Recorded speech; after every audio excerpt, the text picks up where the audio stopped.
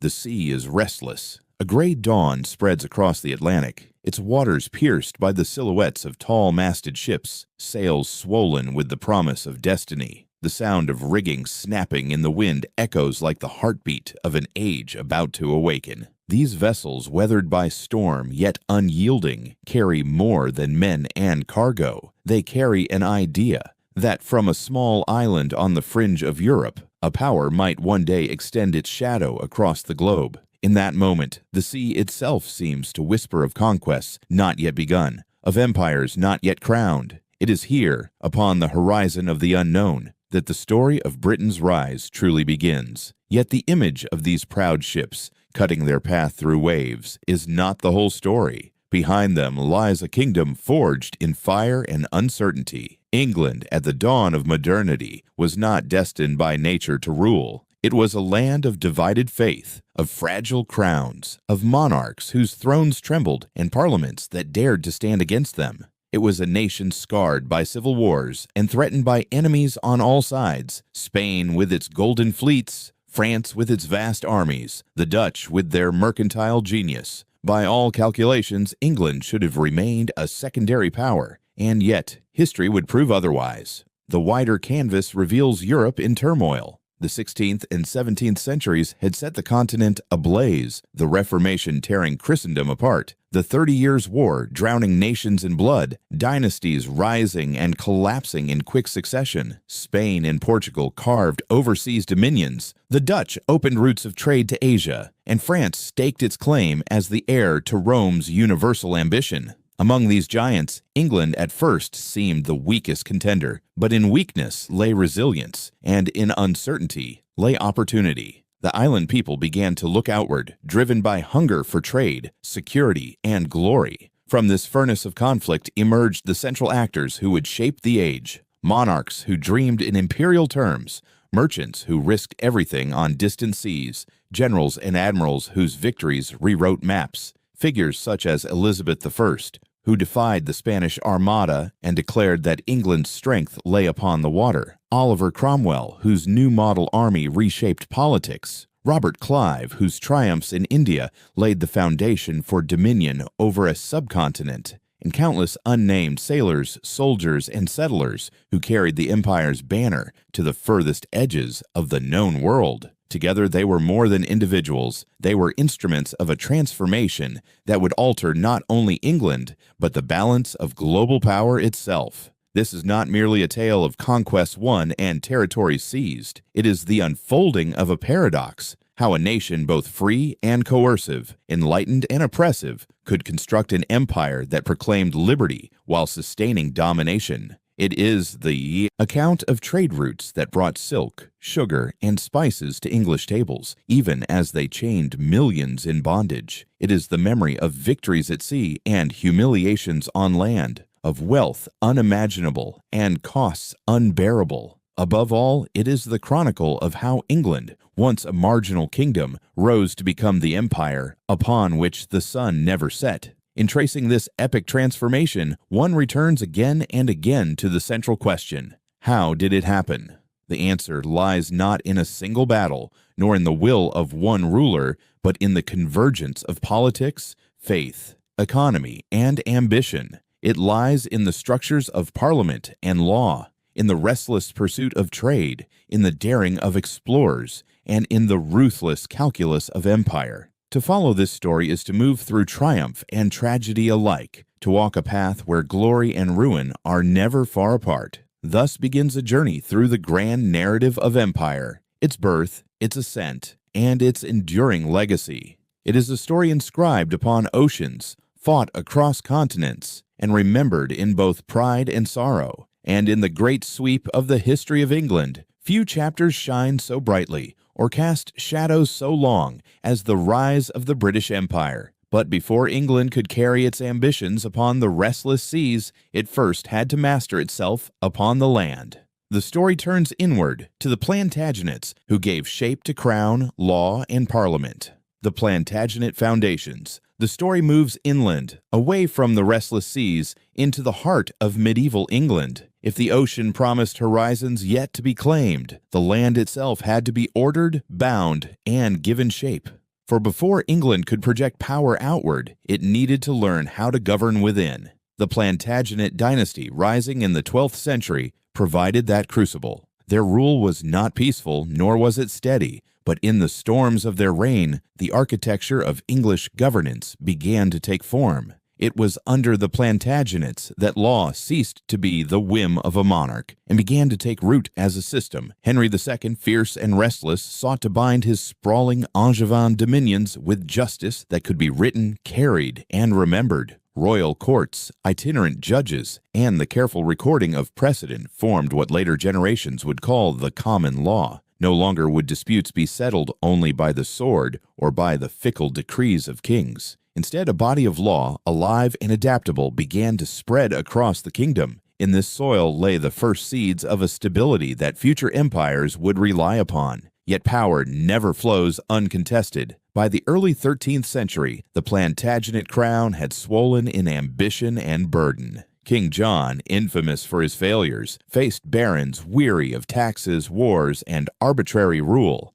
At Runnymede in 1215, under the summer sun, a charter was sealed, Magna Carta. At first glance, it was little more than a list of baronial grievances extracted from a reluctant monarch. But in its clauses lay a principle destined to echo through centuries, that even the king was not above the law. This was no revolution, no overthrow. The monarchy survived. Yet the balance had shifted. Power, once absolute, was now tethered by parchment. The vision widened. In the decades that followed, assemblies of nobles, clergy, and later the commons would gather. What began as consultation hardened into expectation, and expectation into right. By the 14th century, the English Parliament had emerged, not yet the sovereign body it would become, but already a force that kings could not ignore. In these gatherings of voices lay the embryo of a system that would one day govern not just England, but dominions scattered across the world. But England's shaping was not confined to parchment and council. Beyond the Channel, a longer and bloodier test awaited. The Plantagenets, through their inheritance, laid claim to vast lands in France. Ambition, pride, and dynastic rivalry ignited the conflict that posterity would name the 100 Years' War. It was not one war, but many. Campaigns of triumph and disaster stretched across generations.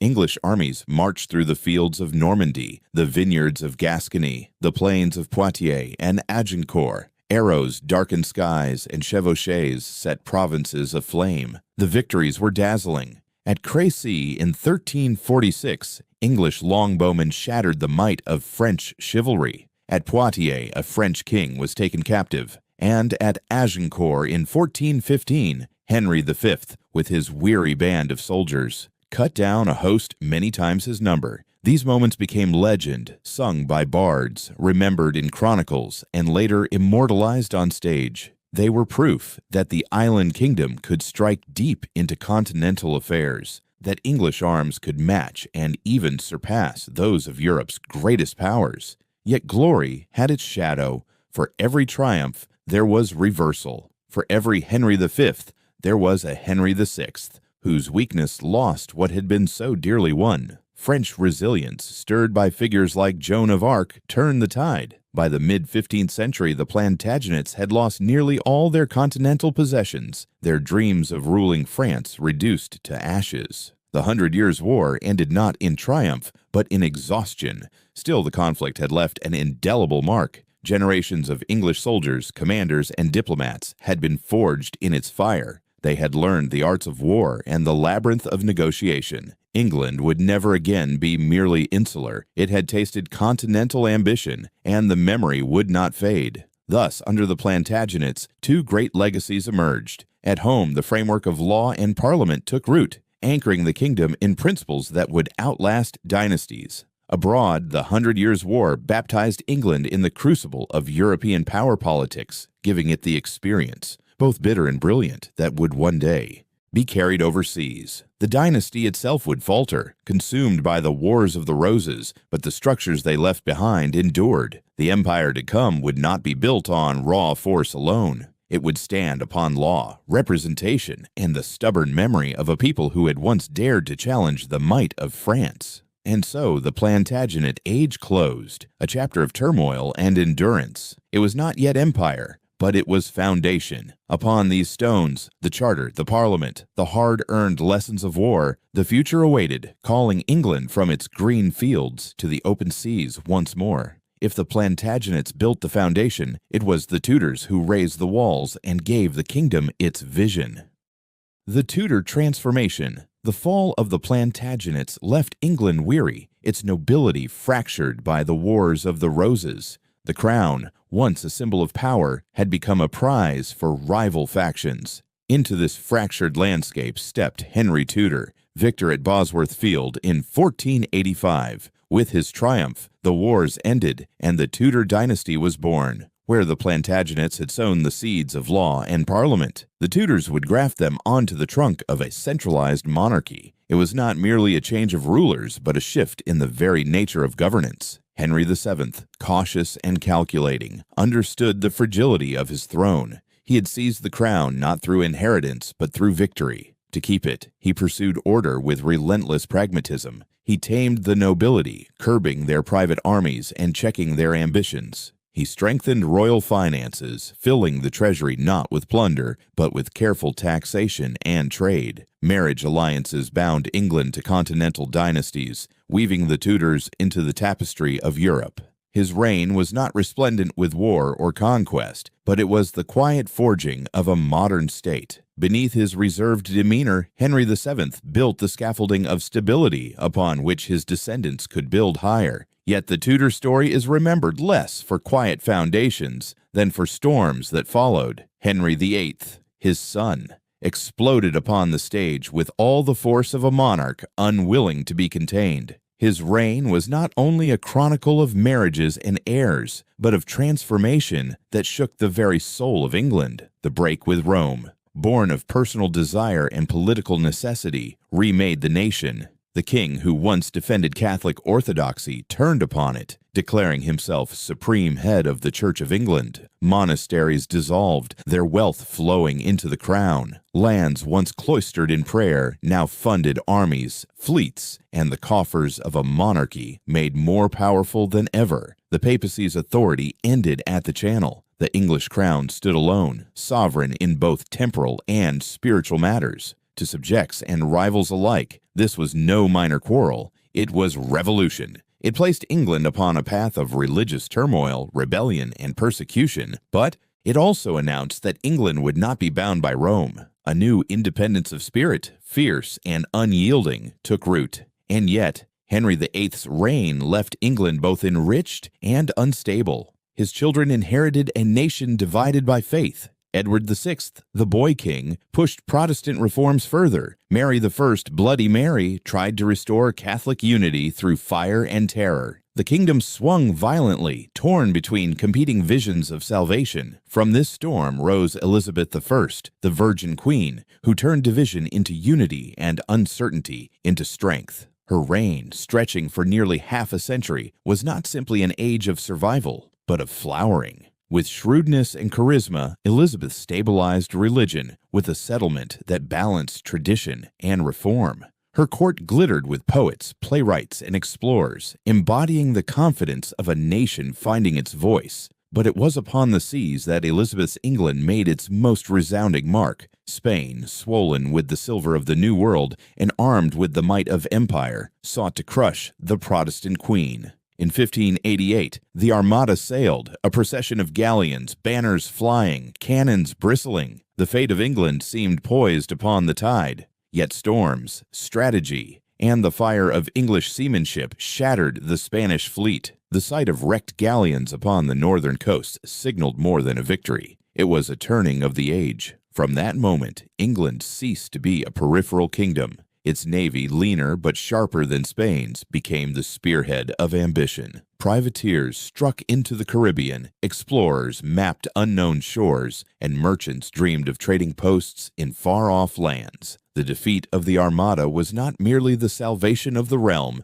It was the ignition of expansion. The narrow island, long overshadowed by continental powers, began to look outward with a confidence that would grow into empire. Elizabeth's triumph was also symbolic. She stood before her troops at Tilbury, clad in armor, declaring she had the heart and stomach of a king. In that moment, she embodied the fusion of monarchy, nation, and destiny. England, once fractured and uncertain, now believed in its future. Thus, the Tudor age drew to a close, its rulers leaving behind a kingdom utterly transformed. Henry VII had built stability, Henry VIII had severed old bonds, and Elizabeth I had launched England onto the stage of global power. What had once been a divided land was now united under a monarchy both sacred and sovereign, armed with a navy that could challenge the mightiest empire in the world. In the grand sweep of the history of England, the Tudors stand as architects of modernity. They gave the kingdom coherence, independence, and vision. Their legacy was not yet empire, but the unmistakable beginning of one. The Plantagenets had laid the foundations. The Tudors raised the walls, daring the kingdom to look beyond its shores and toward horizons unbounded. From the Tudors' unity emerged a new challenge. Under the Stuarts, power itself would be tested. Kings and parliaments, James I and Charles I. The Tudor line ended with Elizabeth, the Virgin Queen, and with her the direct succession faltered. Into the silence stepped James Stuart of Scotland, crowned James I of England in 1603. For the first time, the crowns of England and Scotland rested upon a single head. To many, it seemed a moment of promise. The kingdoms of the island bound together under one monarch, a new age of unity. Yet beneath the solemn coronation oaths, tension already coiled. For James brought with him a belief in the divine right of kings, a vision of monarchy as sacred, unchallengeable, and absolute. England, however, was no longer the pliant realm of medieval kings. The Tudors had left behind a people accustomed to Parliament's voice, a nobility wary of unchecked power, and a clergy divided by decades of reformation. Where James saw himself as a new Solomon, guiding a united kingdom with wisdom, many in Parliament saw only a king too eager to spend, too slow to consult, and too ready to claim authority that had once belonged to law and council. The early Stuart court shimmered with ceremony and learning. James fancied himself a scholar king, publishing treatises on kingship and theology. He presided over the translation of the Bible into English, the King James Version, a monument of language that would echo through centuries. Yet for all the brilliance of letters, the Crown's relationship with Parliament soured. Battles over taxation and prerogative mounted, as MPs resisted the King's attempts to raise money without consent. Each session of Parliament became less a dialogue and more a duel. The realm itself was restless. Religious fault lines cut through villages and households. Puritans, emboldened by a vision of godly reform, clashed with the king's defense of episcopal tradition. Catholics, still marginalized after Elizabeth's reign, conspired and hoped, most famously in the Gunpowder Plot of 1605, when Guy Fawkes and his accomplices sought to annihilate king and parliament alike. The plot failed, but its smoke revealed a kingdom always on edge, haunted by questions of faith and loyalty. When James died in 1625, his son Charles I ascended, a king more reserved, more ceremonial, but no less committed to the divine right of monarchy. Charles carried himself with a quiet dignity, a belief that his authority was ordained not by Parliament, but by God. Yet dignity hardened into obstinacy. He married a French Catholic princess, raising suspicions of hidden sympathies. He levied taxes without parliamentary approval, most infamously the ship money, stretching ancient obligations into new burdens. Parliament resisted, asserting that no subject should be taxed without representation. Voices like John Pym rose in challenge, declaring that liberty itself was at stake. The clash was not yet war, but the thunder of war could be heard in the distance.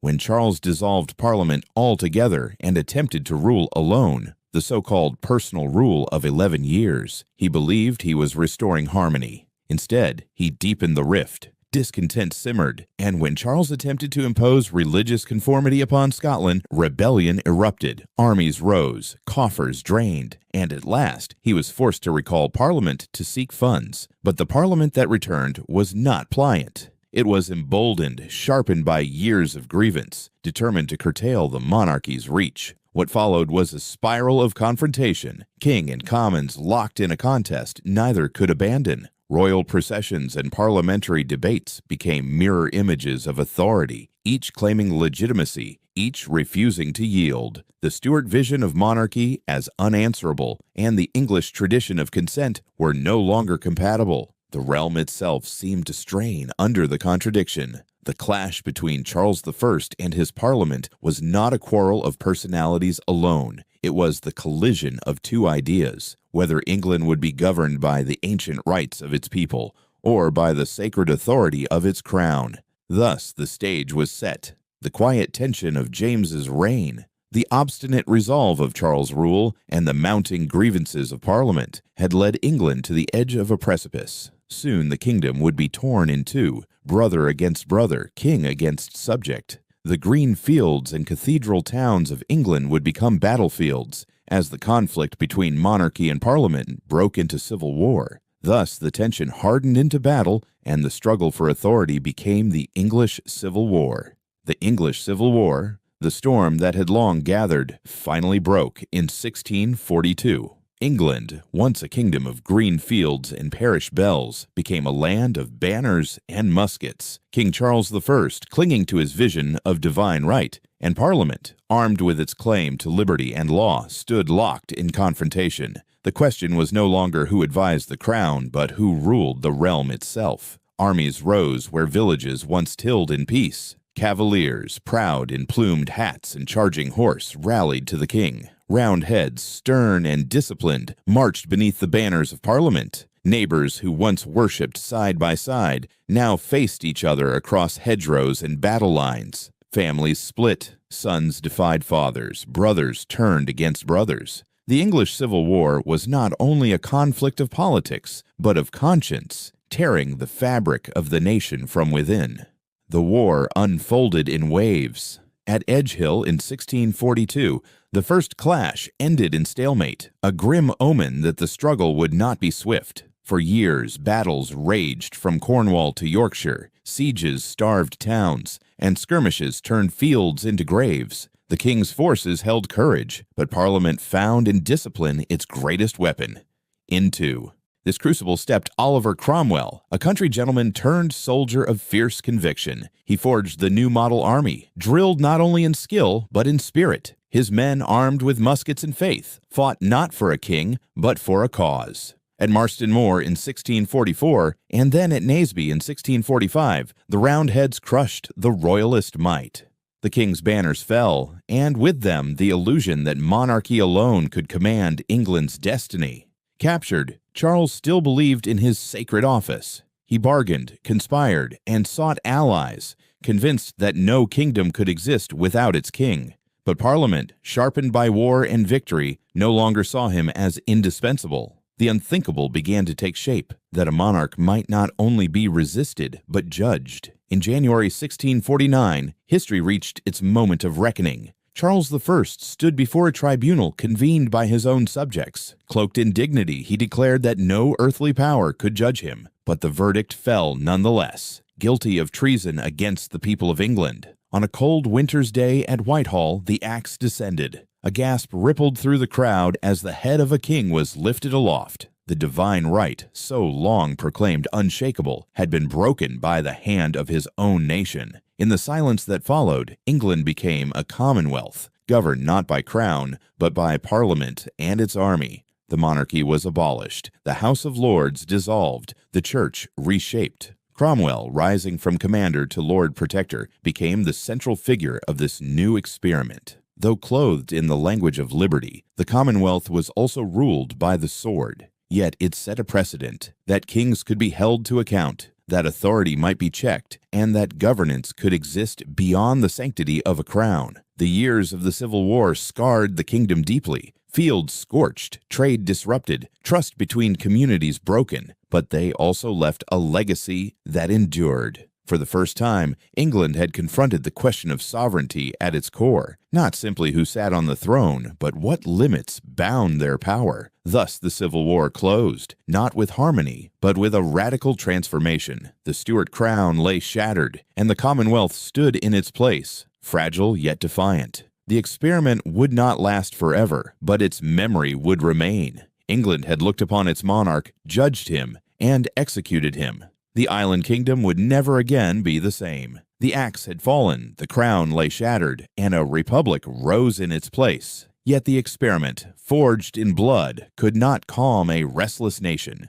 Out of weariness came a call for restoration, though the monarchy that returned would never again be absolute. The Restoration and the Glorious Revolution. The axe had fallen, the monarchy was gone, and England had walked into an uncharted experiment. Yet the Commonwealth, for all its boldness, could not quiet the nation's longing for balance. Oliver Cromwell ruled with stern hand, but after his death, the fragile republic faltered. Factions split, armies wavered, and the dream of a permanent republic dissolved. By 1660, the call grew irresistible. The monarchy would return. The Restoration brought Charles II, son of the executed king, back across the Channel to reclaim his father's throne. Crowds cheered, bells rang, and taverns overflowed with celebration. After years of war and austerity, England hungered for merriment. Charles, witty and flamboyant, filled his court with laughter, music, and intrigue. London pulsed with new theaters, the works of Dryden and Pepys, and the daring discoveries of the Royal Society. The monarchy was restored, but it was no longer the same. The acts of 1649 still haunted memory. A king returned, but unchecked kingship had perished forever. Even so, tensions lingered. Charles II danced with charm, but beneath the revelry lay deep questions of faith and power. The Stuart line leaned toward Catholic sympathies, unsettling a Protestant nation. Parliament grew bolder, pressing its role as guardian of liberties. When Charles died in 1685, his brother ascended as James II, a monarch determined to restore Catholic authority. For Parliament and many subjects, this was a peril too great to endure. The kingdom trembled. James dismissed parliaments, raised a standing army, and placed Catholics in high office. To his supporters, he was a king, asserting rights long denied. To his opponents, he was a tyrant, threatening the soul of England. Tension reached its breaking point in 1688, when leaders invited William of Orange, husband of James's Protestant daughter Mary, to intervene. The moment became legend. William landed with his Dutch forces, while James's support crumbled around him. Soldiers deserted, nobles defected, and the king fled into exile. It was called the Glorious Revolution, glorious because bloodshed was minimal, revolution because it reshaped the kingdom's very foundations. In its wake, Parliament offered the crown to William and Mary, but not unconditionally. They accepted under a Bill of Rights in 1689, which declared the limits of royal power: no taxation without parliamentary consent, no standing army without approval, no suspension of laws by the king. For the first time, monarchy and parliament stood not as rivals, but as partners in governance. The constitutional monarchy was born. This settlement was more than a domestic compromise. It provided the stability England needed to look outward. While continental Europe flamed with absolutism under Louis XIV, England charted a different course: a monarchy bound by law, a parliament empowered to steer policy, and a people emboldened by liberties that kings could not erase. In this crucible, the engine of expansion would thrive, driving the kingdom toward naval supremacy and empire. The Restoration had shown that monarchy could return, but the Glorious Revolution ensured it would never return unchanged. England's rulers were now tied to a contract with their subjects, their authority conditional, their power limited. Out of conflict, civil war, and revolution, a new order emerged, an order that became the bedrock of Britain's rise to global might. In the vast history of England, the years 1660 to 1688 mark a hinge of destiny. Without the Restoration, there would have been no return to stability. Without the Revolution, there would have been no liberty to temper monarchy. Together, they created the balance of crown and parliament that gave England both resilience and direction. And it is here, at the threshold of empire, that the story quickens. With monarchy secured but bounded, With Parliament emboldened, England was prepared to project its strength across the seas. The island was no longer divided by its own quarrels. It was ready to enter the oceans of the world. If you've followed the journey so far, you've seen how fragile crowns and bold parliaments reshaped a kingdom, but the next chapters will show how this settlement became the launchpad for empire. Stay with this story, because the seas are calling, and the empire's sails are about to rise. The storms of civil strife had passed. The ship of state, steadied at last, now caught a different wind. Its sails no longer filled with discord at home, but with the salt air of trade and conquest abroad. Trade and the seas. The settlement of crown and parliament had steadied the realm.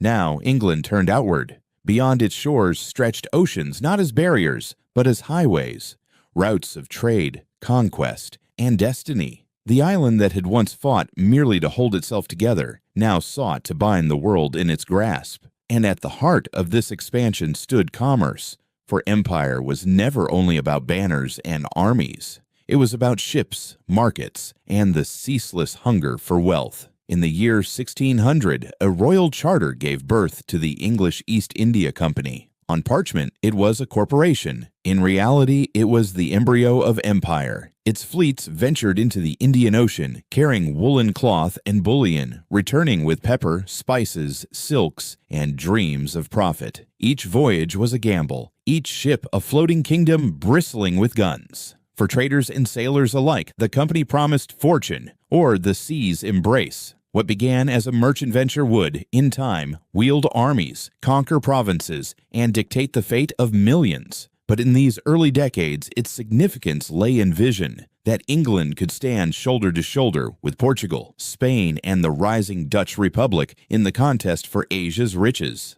Across the Atlantic, another company staked its claim. The Virginia Company, chartered in 1606, sent settlers to the wild coasts of North America. Their first outpost, Jamestown, rose on the banks of a mosquito-ridden river. Men starved, quarreled, and died, yet the colony endured. Tobacco fields spread, worked by indentured laborers and, soon, by enslaved Africans whose chains marked the darker side of expansion. What began as fragile encampments became footholds, threads in the vast web that England sought to spin across the oceans. The seas themselves grew crowded with rivalry. To the south and west, Spain guarded its American treasure fleets, laden with silver from Peru and Mexico. To the north, the Dutch Republic unleashed its sleek merchantmen and warships, masters of trade routes from the Baltic to the Indies. France, too, pressed outward, planting settlements along the St. Lawrence and in the Caribbean. For England, survival meant competition. Survival meant confrontation.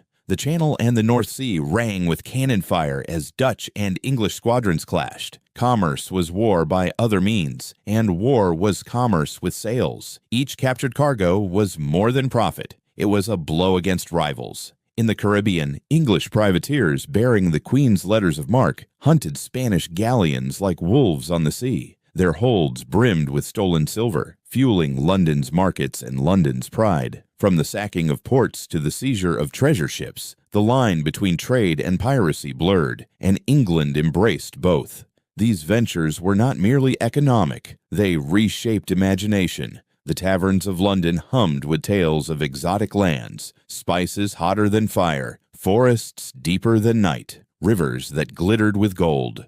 Maps adorned with sea monsters and compass roses found their way into parlors and study halls. A people once bound to their island began to think of the globe itself as their inheritance. Yet the pursuit of overseas wealth carried cost at home. Wars drained treasuries, rivalries strained diplomacy, and the human toll of colonization was immense. Indigenous peoples in America were dispossessed, enslaved, and devastated by disease. In Asia, the struggle for trade rights often tipped into violence. Even in triumph, England's rise left shadows, for empire was as much about exploitation as it was about exploration. Still, momentum was unstoppable. Merchant guilds expanded, shipyards roared with construction, and London grew into a global emporium. Parliament, now a partner in governance, provided the political stability merchants demanded. Kings and ministers saw in trade not only wealth but power, the means to fund armies, fleets, and the very survival of the state. Commerce and sovereignty became entwined, each feeding the other. By the mid-17th century, England was no longer a marginal player, but a challenger in the great game of oceans. Its East India Company and Virginia settlers had planted stakes far from home.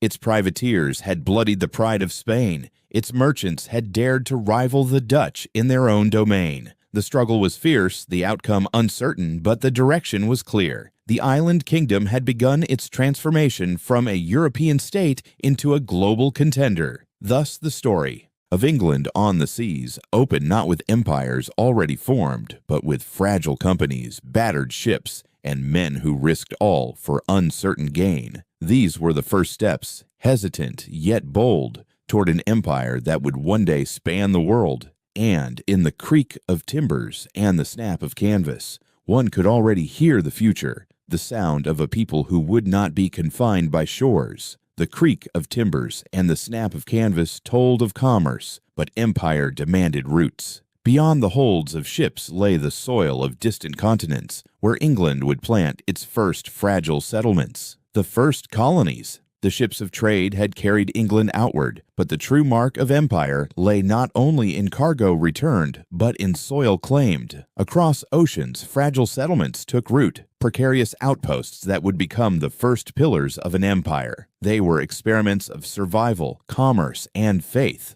uncertain, often desperate, yet destined to reshape the destiny of both England and the wider world. In 1607, settlers of the Virginia Company stepped ashore at a marshy bend of the James River. They named their settlement Jamestown in honor of their king, but honor was all they possessed. The land was inhospitable, mosquitoes swarmed, wells turned brackish, and winter brought starvation. The starving time of 1609 to 1610 reduced the colony to a handful of survivors, gaunt and hollow-eyed. Yet Jamestown endured. Salvation came in the form of a plant, tobacco. Rolled and smoked in Europe's parlors, it became a luxury craze, and soon the colony's lifeblood. Fields spread along the riverbanks, worked first by indentured English laborers, then by enslaved Africans carried across the Atlantic in chains. What began as a desperate foothold became a plantation economy, fragile, exploitative, yet profitable enough to bind Virginia to England's ambitions. 13 years later, in 1620, another ship crossed the Atlantic, carrying not adventurers in pursuit of profit,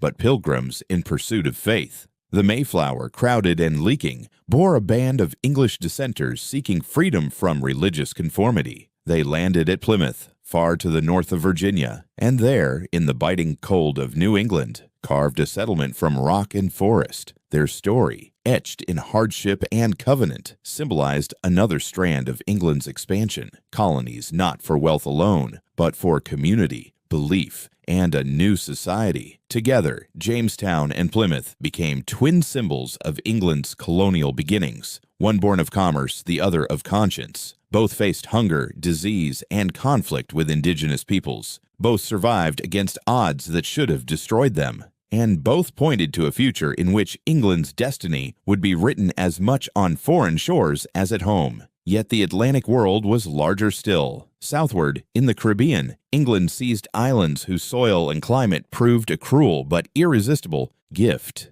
In Barbados and later Jamaica, colonists discovered that sugarcane, once a rarity, could be cultivated on vast plantations. Sugar was white gold, its crystals more valuable, pound for pound, than silver, but its harvest was a torment. Plantations devoured lives, sustained by the Atlantic slave trade. Ships carried captives from Africa, chained and broken, to labor in fields beneath a scorching sun. Their suffering enriched English planters, merchants, and the crown itself. The Caribbean colonies became the beating heart of England's imperial economy. Sugar poured into London, sweetening tea, filling coffers, and fueling demand. The triangular trade-bound continents together, European goods to Africa, enslaved bodies to the Americas, and sugar and tobacco back to England. It was profit woven from human misery, a contradiction that lay at the empire's core. prosperity and exploitation side by side. These early colonies reshaped England's imagination as well as its wealth. Londoners sipped chocolate and rum, smoked Virginia tobacco, and read pamphlets of New World wonders. Colonial assemblies like Virginia's House of Burgesses mirrored English political forms, sowing seeds of self-government far from Westminster. Meanwhile, ships returned laden not only with goods, but with ideas of expansion, of destiny, of England as a power whose reach must grow.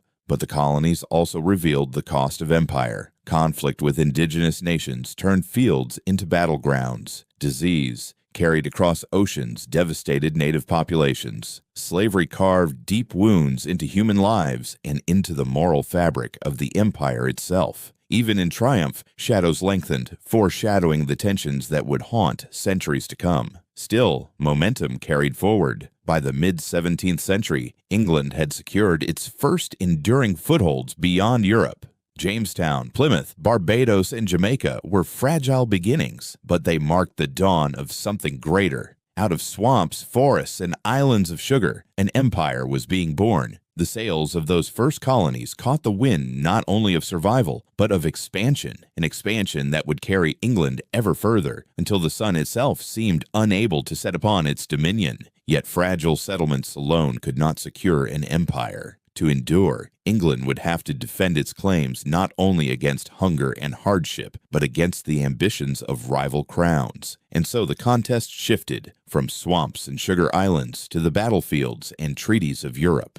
The War of the Spanish Succession and the Treaty of Utrecht, the 17th century had carried England from fragile colonies to a growing web of trade. The 18th would test whether those threads could be defended and expanded. The struggle began not on English soil, but in the dynastic vaults of Europe, where the death of a childless king plunged the continent into turmoil.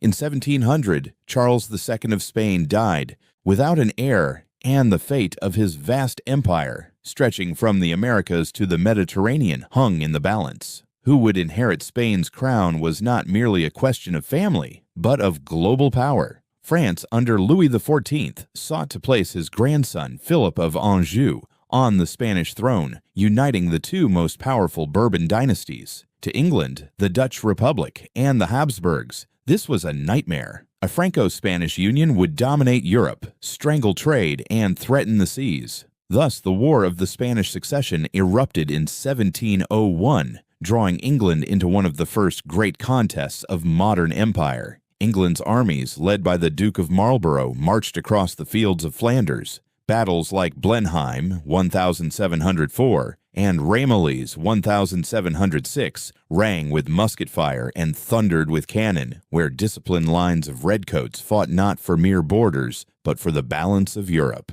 Marlborough, with his genius for maneuver, shattered French prestige, proving that English arms could rival the mightiest of the continent. But this was not only a war of infantry squares and cavalry charges. At sea, the Royal Navy became the trident of England's ambitions. In 1704, a fleet under Admiral Rooke captured the rocky outpost of Gibraltar, a gateway to the Mediterranean. Though small in size, its strategic value was immense. Whoever held Gibraltar controlled the straits where the Atlantic met the inland sea. That same year, England also seized Minorca, another jewel anchoring naval supremacy in the region. With these acquisitions, the Royal Navy could choke or protect trade routes at will, foreshadowing centuries of maritime dominance. The war stretched on for more than a decade, draining treasuries and soaking Europe in blood. Villages from the Rhine to Catalonia burned, and soldiers marched endlessly beneath banners of Bourbon or Habsburg. Yet the tide could not be held forever. Exhaustion set in, and in 1713 the great powers met at Utrecht to carve a peace that would redraw the map. For England, the treaty was more than a truce. It was a triumph.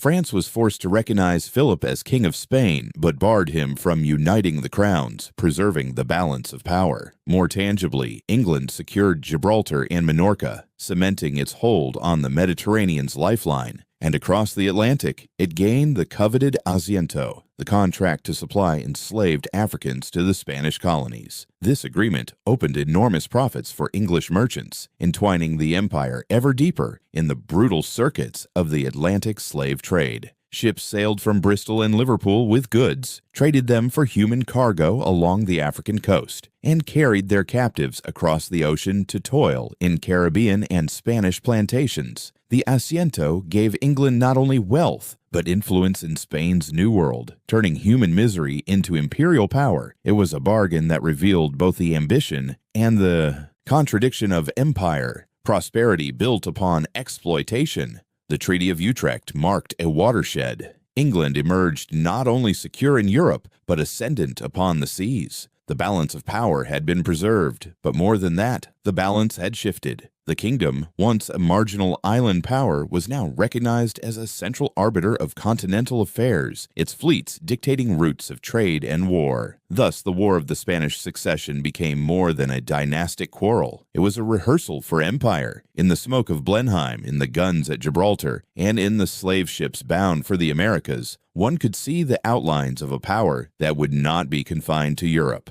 The treaty did not end conflict. It set the stage for a century of rivalry on land and sea. But in 1713, England had stepped forward, claiming its place as a rising global power, its sails filled with the winds of ambition. Utrecht had proven that England could tip the balance of Europe. The next great struggle would reveal whether it could command the balance of the world.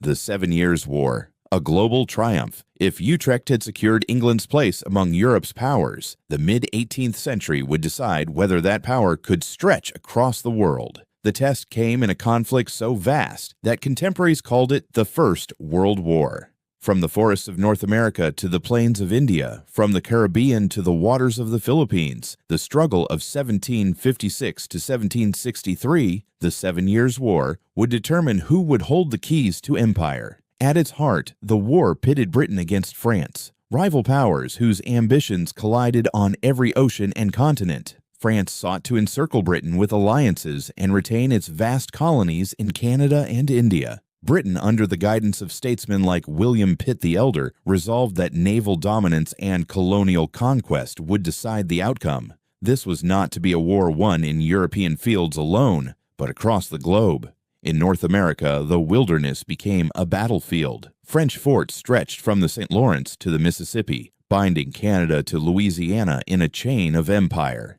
British colonists pushing westward clashed with this barrier. In 1759, the struggle reached its climax at the Battle of the Plains of Abraham outside Quebec. Under General Wolfe, British forces scaled cliffs by night, surprising the French under Montcalm. The morning brought musket volleys that echoed through the valley, and by its end both commanders lay dead. But Quebec had fallen. With it, New France crumbled. Canada passed into British hands, reshaping the map of North America. Half a world away, another empire was contested. In India, the French allied with regional princes to challenge British influence. Yet the soldiers of the East India Company, commanded by men like Robert Clive, fought with relentless ambition. At Plassey in 1757, Clive, with a small force and crucial Indian allies, defeated a vastly larger Bengal army backed by the French. The victory opened the riches of Bengal to British control and set the stage for dominance over the subcontinent. India, jewel of future empire, had begun to glitter under the Union Jack. But the war was not won only on land. The seas became the great stage of Britain's ascent. The Royal Navy hunted French fleets and merchant convoys with tireless precision. At Lagos and Quiberon Bay, French squadrons were shattered, ensuring that reinforcements and supplies could not cross the Atlantic. With command of the oceans, Britain could strike where it pleased, while France's colonies withered, cut off from aid. Sugar islands in the Caribbean, French trading posts in Africa, even outposts in Asia, fell one by one to British arms. The Treaty of Paris in 1763 sealed the triumph. Britain gained Canada from France, Florida from Spain, and critical trading rights in India. Though France retained some Caribbean islands, its dream of a global empire had been broken. Britain stood unchallenged, its flag planted on continents, its navy master of the seas. Yet victory carried costs. The war doubled Britain's debt, straining finances and prompting the search for revenue in its American colonies. For now, the triumph seemed absolute.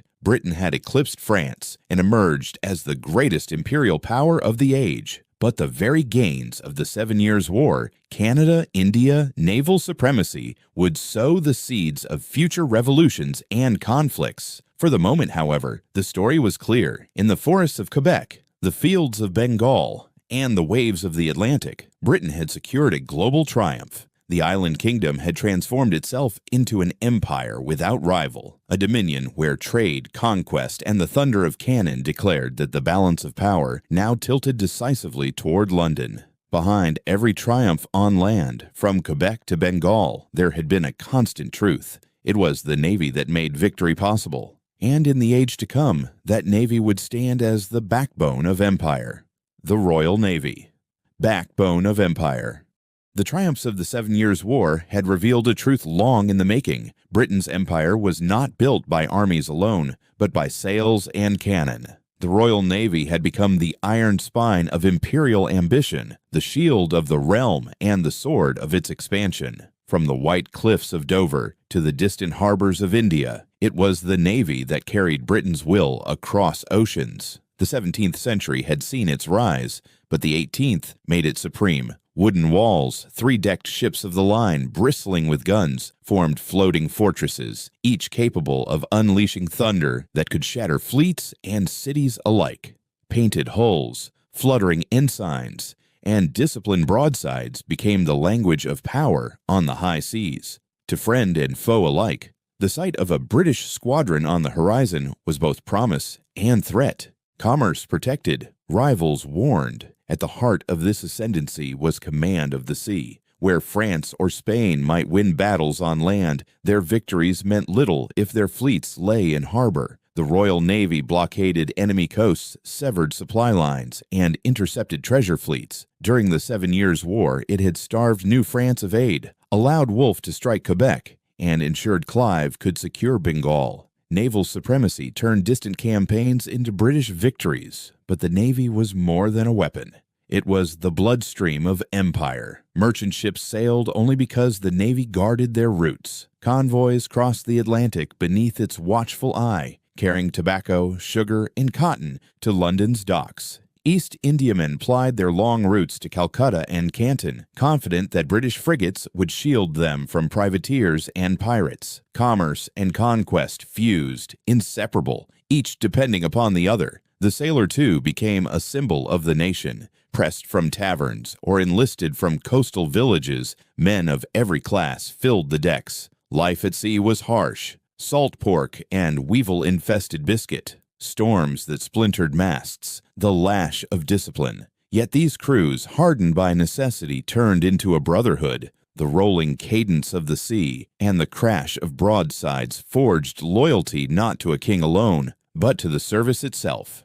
Britannia Rules the Waves was not yet a formal anthem, but it was already a lived truth. Naval power also shaped Britain's diplomacy. Allies sought its fleets, enemies feared its blockades. The possession of bases like Gibraltar, Minorca, and later Halifax and Singapore turned the Royal Navy into a truly global force, able to strike at any coast. Where the red line of the army stopped, the blue horizon of the Navy extended. It was not empire confined to continents, but empire stretched across the world's oceans. Yet the Navy's dominance was not inevitable. It demanded ceaseless labor. Shipyards on the Thames and in Portsmouth hammered day and night, consuming forests of oak. Dockyards became cities of industry, where carpenters, rope makers, and sail makers fed the war machine. Taxes and loans financed its growth, linking the state's fiscal strength to its naval reach. The empire's future was written not only in battles, but in balance sheets. By the late 18th century, Britain was no longer just a European kingdom with colonies. It was a maritime empire, its fate inseparable from the Navy that guarded its trade, defended its shores, and projected its power. The Royal Navy was more than a military institution. It was the backbone of Britain's rise, the invisible architecture that allowed an island to dominate continents. The lesson was clear. As long as Britain ruled the seas, its empire would flourish.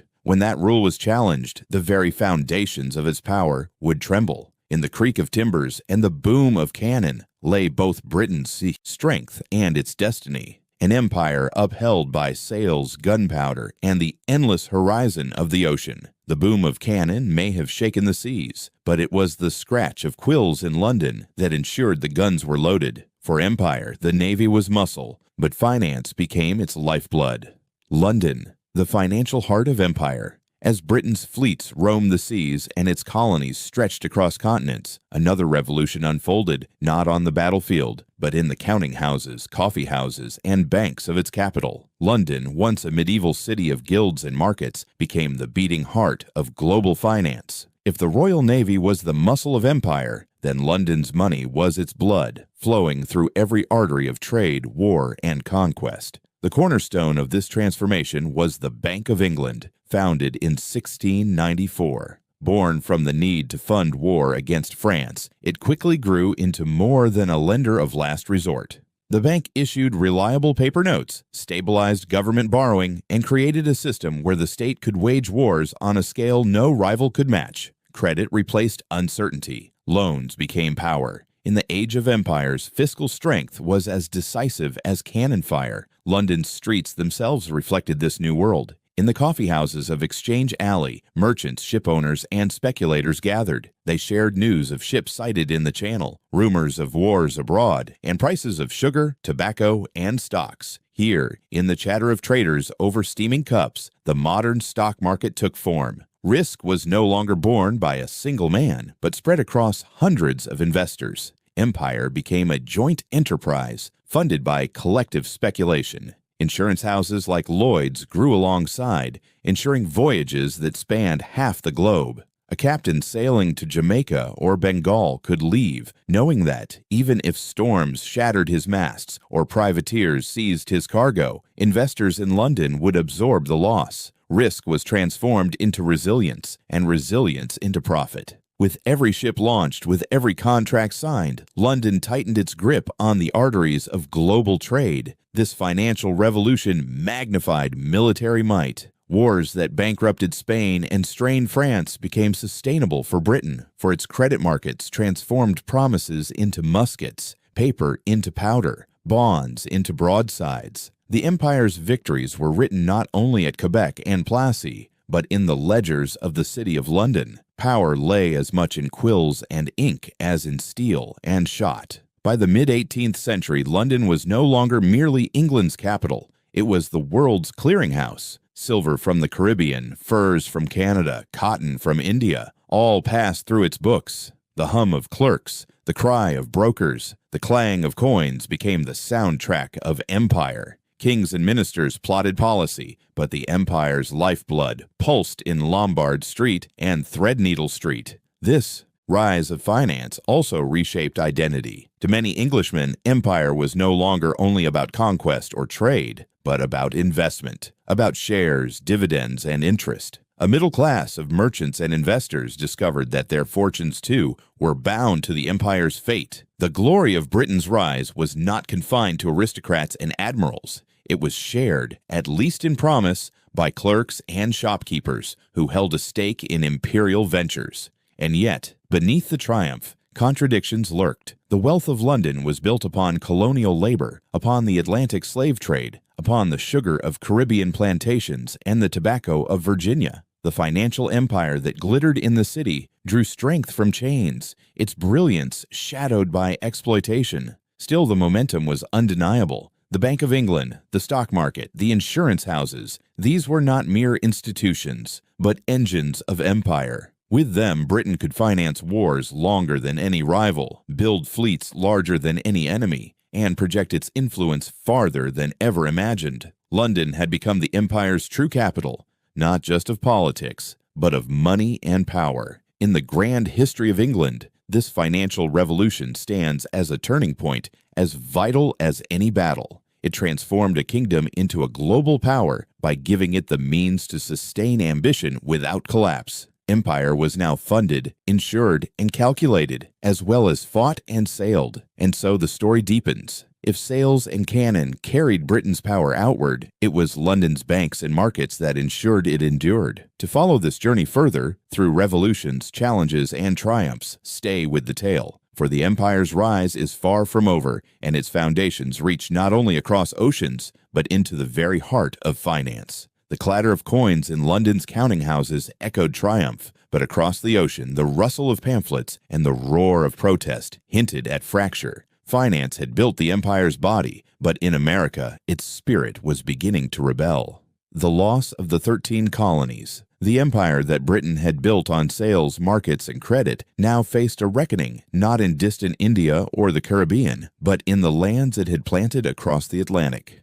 The 13 colonies of North America, once the proud jewels of expansion, turned from loyal provinces into restless challengers. Their defiance would fracture the imperial dream and force Britain to confront the question, what was the true nature of its empire? For decades, the colonies had thrived under British protection. Merchants in Boston and Philadelphia traded under the shield of the Royal Navy. Farmers in Virginia and Carolina sold tobacco and rice to London's markets. Colonists enjoyed the rights of English subjects, at least in name, while charting their own assemblies and town councils. They were both British and American, loyal yet distinct. But as Britain's global ambitions swelled after the 7 Years' War, the weight of empire pressed harder. War had brought victory, but also debt. London sought revenue from its colonies, new taxes on paper, tea, and everyday goods. To ministers, it was reasonable that colonists contribute to the costs of their own defense. To the colonists, it was tyranny, taxation without representation. Protests shook the streets, pamphlets denounced Parliament's authority, and colonial assemblies cried out for autonomy. From the Boston Tea Party to the skirmishes at Lexington and Concord, a spark became a fire. In 1776, the flame was declared. The Declaration of Independence, penned in Philadelphia, proclaimed that these united colonies are, and of right ought to be, free and independent states. It was more than rebellion. It was a revolution of principle. Kingship was rejected, sovereignty redefined, and Britain's empire confronted its own contradiction. A people who claimed liberty under a power that demanded obedience. The war that followed was long and bitter. Redcoats marched through unfamiliar forests and across frozen rivers, their discipline tested against a foe fighting on home soil. The colonists, aided by France and Spain, stretched the empire thin. At Saratoga in 1777, a British army surrendered, and the world realized the rebellion might succeed. By the time Yorktown fell in 1781, British drums beat not in triumph, but in surrender.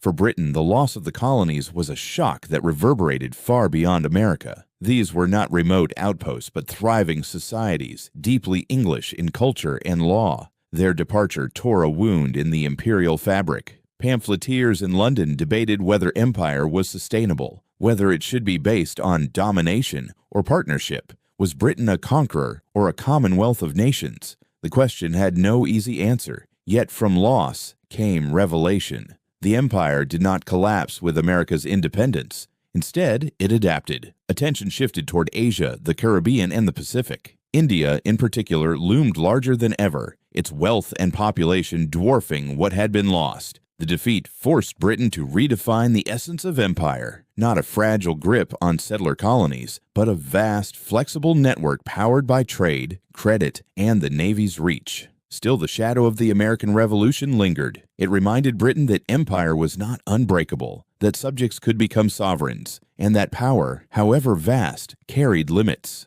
The Union Jack no longer flew over Boston or Philadelphia, but it continued to rise over Calcutta and Kingston. The empire endured, wounded yet unbroken, preparing for its next chapter. In the great sweep of history, the loss of the 13 colonies was both a humiliation and a transformation. Britain had stumbled, yet it had not fallen. Out of defeat, it found the resilience to rebuild and expand elsewhere. And in that paradox lay the lesson. Empire was not a fixed possession, but a shifting idea, reshaped by conquest, by commerce, and by loss itself. The smoke of defeat still lingered over the Atlantic, but on the shores of the Indian Ocean, a different horizon glowed. What Britain lost in America, it sought to recover in Asia. Turning to Asia, India's rising role. The loss of the American colonies might have seemed to herald the decline of Britain's empire, yet in truth, it marked a redirection. As the Union Jack fell from Boston and Philadelphia, it rose higher over the harbors of Asia. For while America was gone, India, rich, populous, and ancient, beckoned with promise.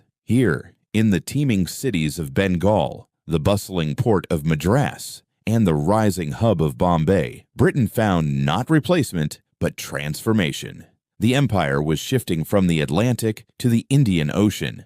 The story had begun decades earlier with the East India Company, a corporation armed not only with ledgers but with muskets. What had started as a trading venture now wielded armies, forts, and governors. Its soldiers wore red coats like those of the king, but they fought not for Parliament, but for shareholders. By mid-century, the decisive moment came at Plassey in 1757, when Robert Clive's cunning and Indian allies toppled the Nawab of Bengal and humbled the French. From that battlefield, Bengal, fertile, wealthy, and populous, fell under company control. Its revenues filled London's coffers and turned Calcutta into the beating heart of British Asia. From Bengal, the reach extended outward. In Madras, on the Coromandel coast, the company built a fortress of stone and commerce, weaving itself into the networks of South Indian trade. In Bombay, once a Portuguese outpost given to England as a dowry, the company transformed a cluster of islands into a naval base and commercial hub.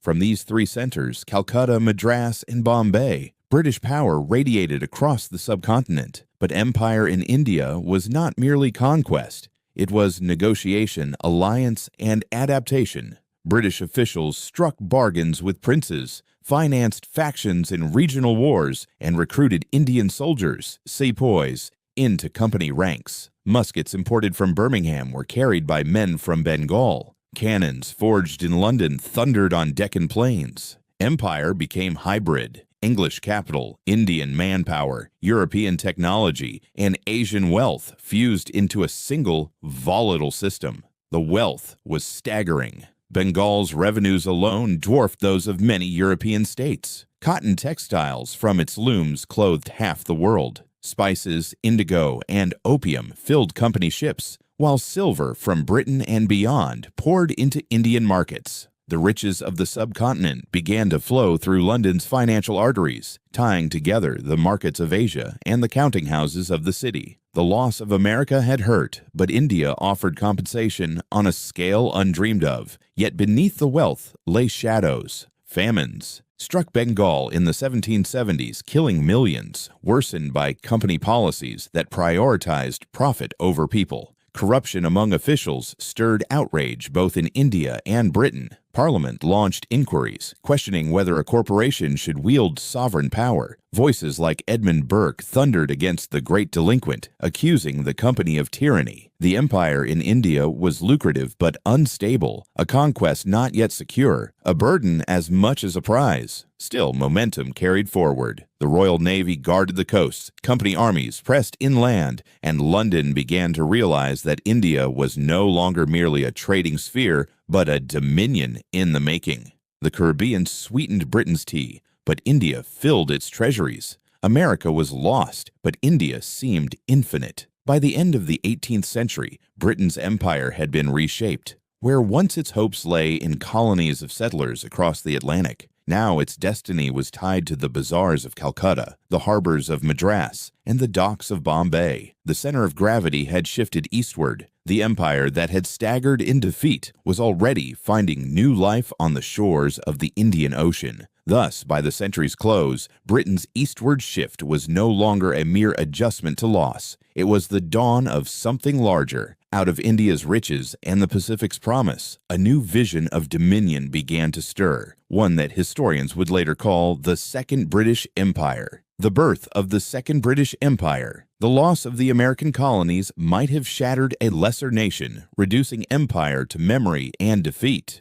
But Britain was no lesser nation. Instead, the shock of 1783 became the crucible of reinvention. Out of humiliation emerged a new idea, what later historians would call the Second British Empire. If the First Empire had been forged in the Atlantic, built on the tobacco fields of Virginia and the sugar islands of the Caribbean, the second would look eastward, toward the boundless wealth of Asia and the open horizons of the Pacific. In this transformation, the empire did not shrink. It shifted. The Atlantic world, once its backbone, was now contested ground. But India, Australasia, and the seas beyond offered a stage untouched by rebellion. The Union Jack no longer commanded 13 colonies, but it unfurled over Calcutta, Madras, and Bombay. It was raised on ships bound for Botany Bay, and it loomed on the high masts of the Royal Navy as it patrolled the oceans of the world. The phrase Second Empire carried more than geography. It spoke of a new philosophy. The empire was no longer imagined as a scattering of settler colonies that might grow restless and independent.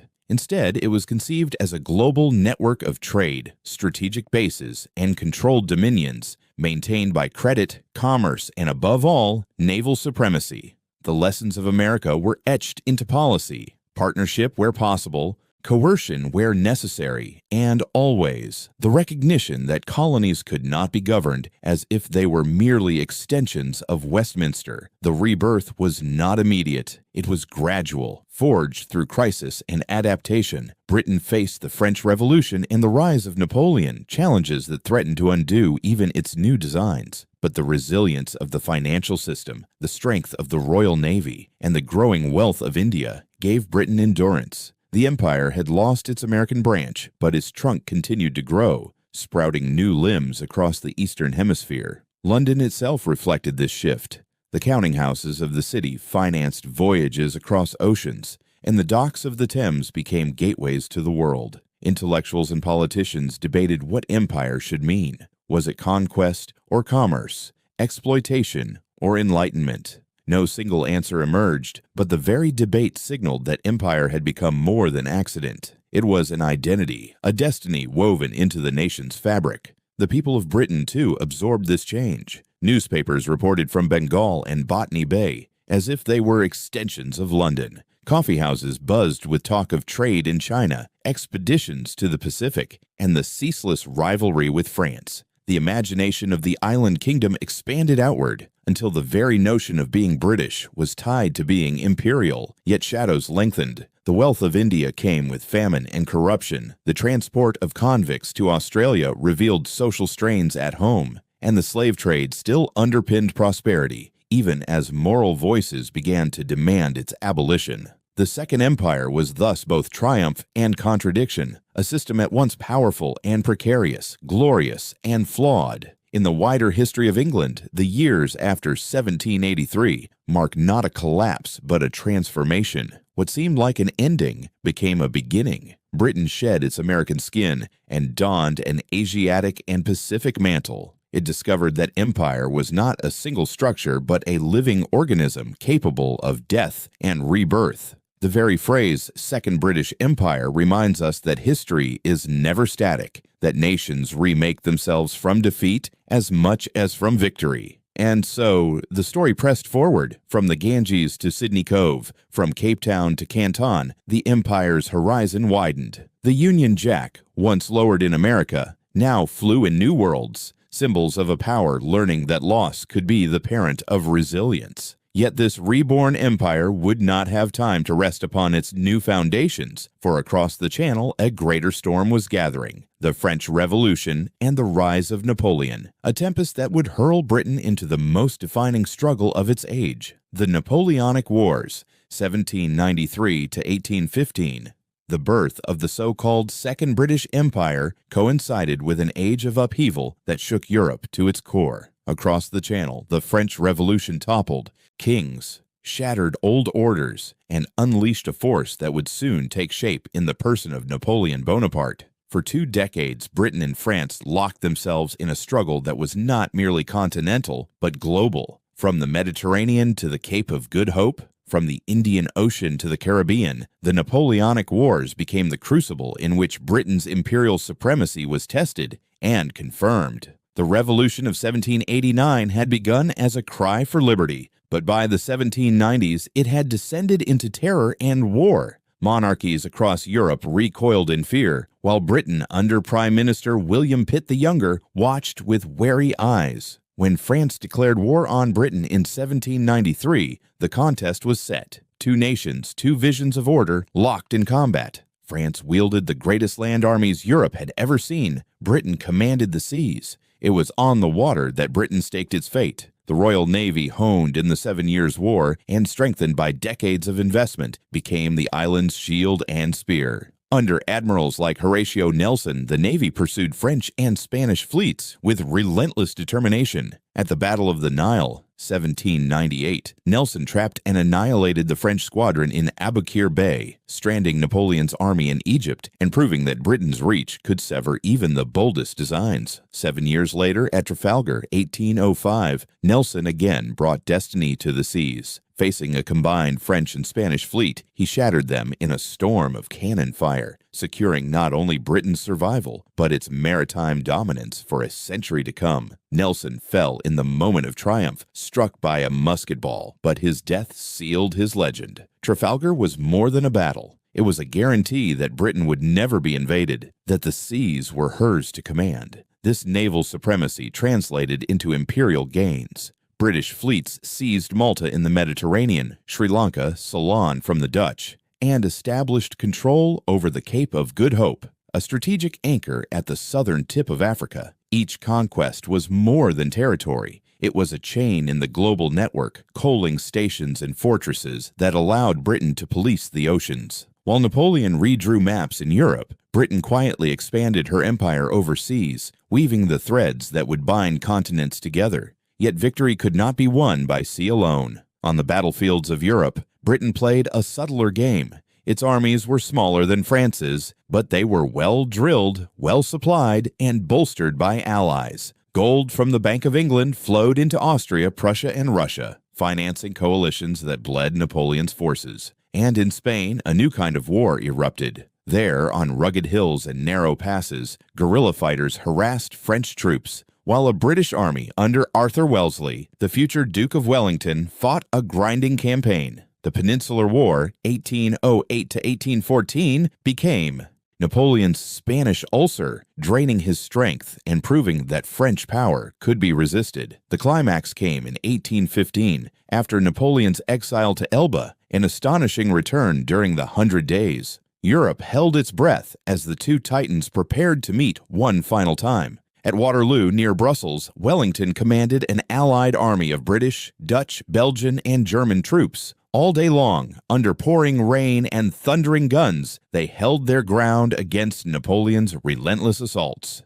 At the critical moment, as the Imperial Guard advanced, Wellington's lines stood firm. "Now, Maitland, now's your time," he cried, unleashing volleys that shattered the Guard and broke the French resolve. With the arrival of the Prussian army under Blücher, the field was decided. Napoleon fled. His empire was no more. For Britain, Waterloo was not merely a victory. It was vindication. The nation that had stood alone against revolutionary and Napoleonic France emerged not only undefeated, but ascendant. Its navy ruled the seas unchallenged, its empire stretched wider than ever, and its prestige soared. Where France had sought to dominate Europe, Britain had chosen to dominate the world. Yet triumph carried its own burdens. The wars had drained Britain's treasury, cost countless lives, and left scars of social unrest at home. Soldiers returned to poverty, and industrial upheaval stirred new tensions. But the gains were undeniable. Malta guarded the Mediterranean, Ceylon anchored the Indian Ocean, and the Cape secured the routes to Asia.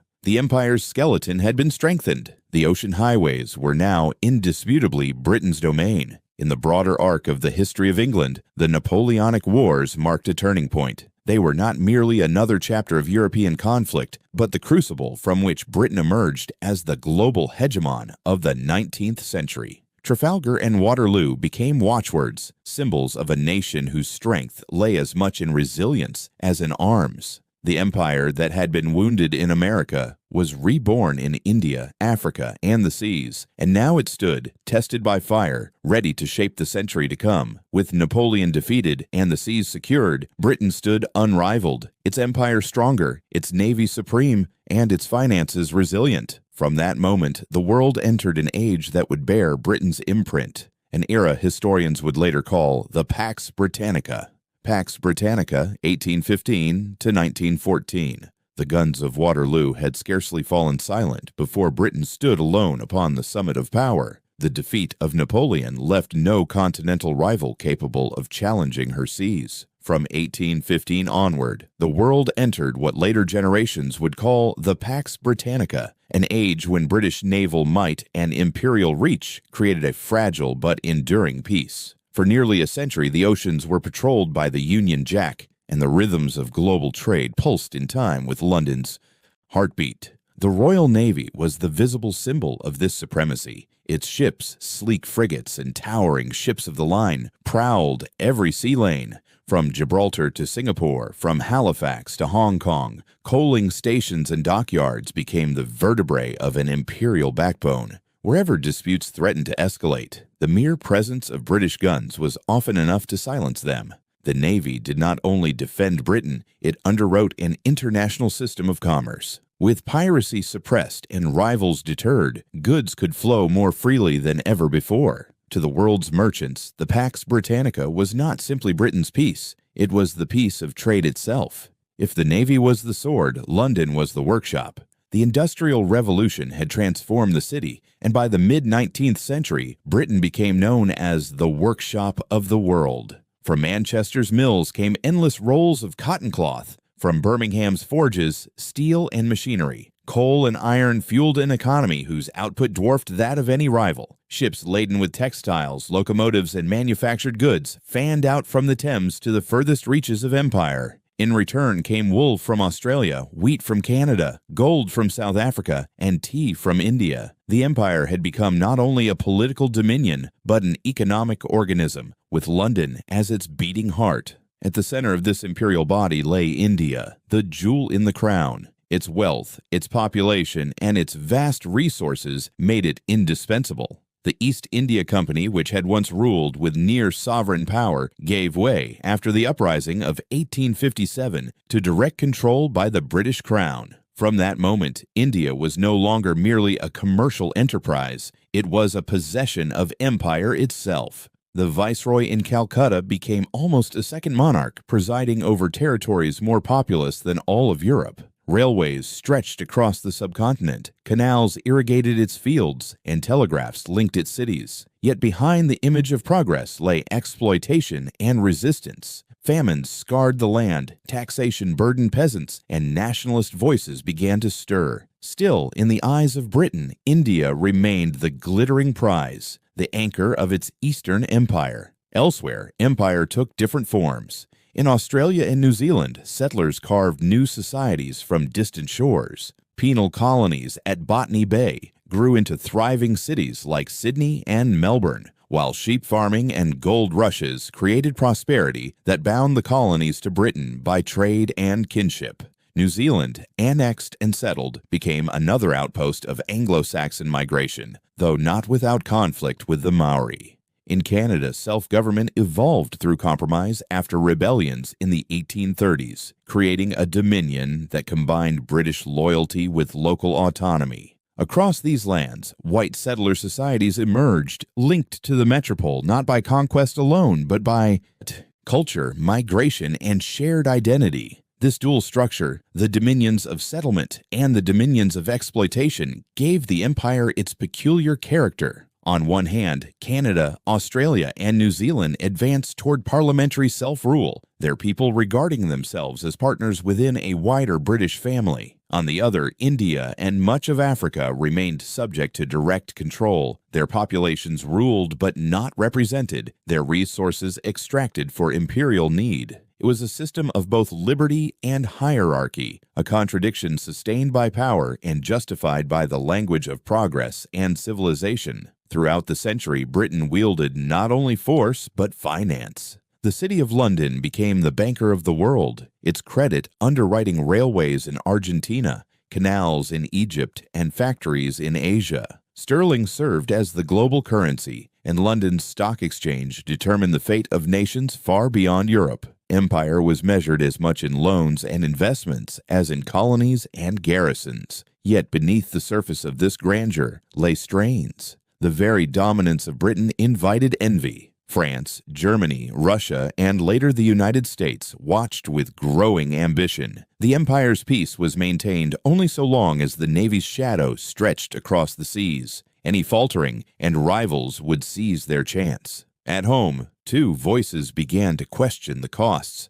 Chartists demanded political reform, critics condemned the moral stain of imperial exploitation, and Irish unrest threatened unity within the British Isles themselves. Still, in the long 19th century, Britain's supremacy seemed unshakable. The Union Jack flew over 1/4 of the globe. its empire the largest the world had ever seen. Steamships and telegraph cables shrank distances, railways bound continents. In London, the sun never set upon the trading floor. In the farthest corners of empire, the sun never set upon the flag. Thus, the Pax Britannica was not merely a peace, it was an era, an order, a vision of empire, as both guarantor and exploiter, protector and predator. For a century, Britain's power shaped the destiny of nations and the lives of millions. And though cracks would eventually appear, for a time, the illusion seemed real, that an island kingdom, through industry, finance, and above all the mastery of the sea, could hold the world in its grasp. Yet the peace Britain upheld upon the seas was sustained not by ships alone, but by the roaring furnaces and clattering looms at home.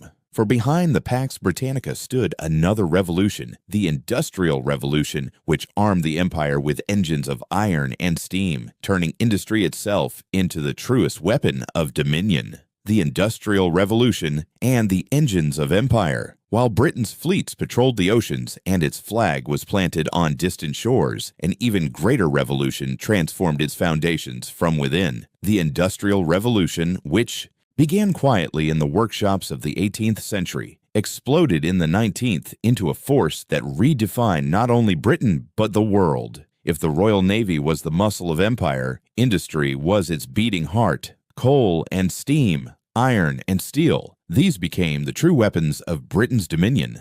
Factories rose like cathedrals of a new faith. In Manchester, endless rows of brick chimneys pumped smoke into the sky, their looms clattering day and night. In Birmingham, sparks flew from furnaces, forging tools, weapons, and engines with a speed unimaginable in earlier ages. Sheffield's steel-armed navies and railways alike, while Glasgow's shipyards launched leviathans that could cross oceans without fear of wind or tide. For the first time in history, a nation had gained the power not just to fight wars, but to manufacture dominance. This transformation was not confined to production. It reshaped commerce itself. British goods poured into markets across the globe. Cotton cloth to India and Africa. Iron rails to South America. Locomotives to Asia. In return came raw materials: cotton, wool, jute, rubber, feeding the insatiable appetite of the mills. The empire became a vast machine, its colonies both supplier and consumer, while London stood at its center, orchestrating the rhythm of global exchange. Central to this machinery were the railways. In Britain, tracks spread across the countryside, binding industrial towns to ports and cities, shrinking distances, and multiplying speed. But it was abroad that the railway became a true instrument of empire.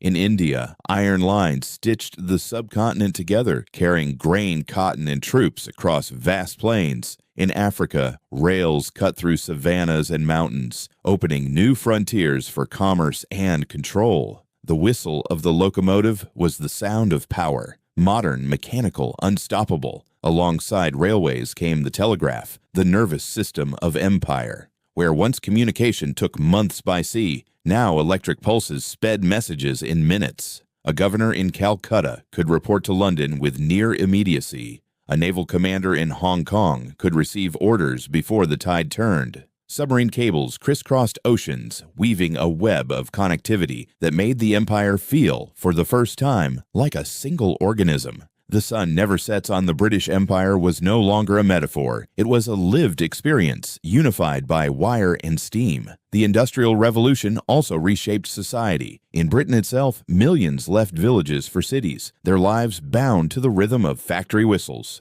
Poverty and squalor walked hand in hand with innovation and wealth. Yet the transformation gave rise to a new middle class of engineers, merchants, and clerks. Men and women whose fortunes were tied to empire through trade and industry. They read newspapers filled with dispatches from India, Australia, or Africa, and they understood that Britain's supremacy abroad and prosperity at home were inseparable. But progress carried contradictions. Railways in India moved food to ports for export, while famine ravaged the countryside. Telegraph lines carried orders of control as much as they carried commerce. Factories enriched industrialists, but subjected workers to relentless toil, child labor, and harsh conditions. The very engines of empire that projected British power also deepened divisions at home and abroad. Still, the scale of Britain's advantage was undeniable. By mid-century, it produced more coal, iron, and textiles than any rival. Its locomotives and steamships transformed warfare as much as trade, allowing troops and supplies to move with unprecedented speed. When crises flared, from the Crimean War to the suppression of the Indian Revolt, rail and telegraph turned empire into a machine of rapid response. Industry had given Britain the tools to not only rule, but to maintain rule. This technological edge also fed Britain's self-image. To many Victorians, the empire was justified by progress itself. Railways as the veins of civilization, telegraphs as the threads of enlightenment, factories as the engines of human advancement. They saw empire not merely as conquest, but as modernization, even as those who lived under its shadow often experienced exploitation rather than uplift. By the dawn of the 20th century, the Industrial Revolution had fused with empire so completely that they seemed inseparable. Steam engines, steel rails, and electric wires were not just inventions, they were instruments of dominion, the material infrastructure of global power. Britain's supremacy rested not only on admirals and soldiers, but on engineers and machinists, miners and shipbuilders. In the end, the Industrial Revolution did not simply fuel the empire, it defined it. The whistle of the train, the hum of the telegraph, the smoke of the factory, these were the sounds of a new order, an empire built as much on industry as on conquest. The empire's heart no longer beat only to the drum of war. It pulsed with the rhythm of machines, binding together continents in a web of iron, steam, and wire. Yet steam and steel alone could not sustain an empire forever. By the late 19th century, Britain sought not only to rule through machines and markets, but also to clothe its dominion in ideals, casting conquest as duty and power as a mission of civilization. The ideals of empire, mission civilizatrix, and the white man's burden. By the late 19th century, Britain's empire was no longer defended only by fleets and factories, nor justified solely by profit and power. It clothed itself in a mantle of ideology, a belief that empire was not conquest, but calling, not exploitation, but duty. Across speeches, books, and newspapers, a narrative emerged that Britain and its European peers bore the responsibility of bringing civilization to the wider world. The French called it the mission civilisatrice, the civilizing mission. The British echoed with their own phrase, immortalized by Rudyard Kipling as the white man's burden. These words carried a potent promise that empire was not domination, but benevolence, not the pursuit of wealth, but the spread of progress. Railways, schools, and hospitals were held up as proof that imperial rule uplifted those under it. Governors spoke of light piercing darkness. Missionaries proclaimed salvation for souls as well as societies. The imagery was powerful. Posters depicted Britannia as a guardian, holding back chaos with one hand while extending the torch of learning with the other. Textbooks described colonization as a gift, transforming backward peoples into participants in the modern world. In London, audiences thrilled to tales of explorers charting rivers in Africa or surveying mountains in Asia, all framed as steps toward enlightenment. Empire became a story not only of power, but of purpose. Yet behind this rhetoric lay contradiction. For every school built, there were taxes imposed. For every railway laid, there were resources extracted. The burden was not borne by those who claimed it, but by the millions who lived under foreign rule. Famines in India, wars in Africa, and forced labor in colonies revealed the stark difference between promise and practice. To the colonized, empire often felt less like a mission of uplift than a system of control draped in noble words. Still, the ideology mattered. It bound together public opinion at home, soothing consciences, and inspiring pride. Parents taught their children that Britain's empire was a force for good, that its rule was ordained not by greed, but by destiny. Politicians invoked the burden of responsibility to justify wars of expansion, and for many who served abroad, administrators, soldiers, missionaries, the belief in a civilizing mission provided meaning to hardship and sacrifice. This vision reached its height in the age of high imperialism, when maps of Africa and Asia were carved into colonial possessions, often justified as bringing order and progress to lands deemed incapable of governing themselves. It was an age of confidence, an era when empire was dressed not only in the banners of conquest, but in the language of moral obligation.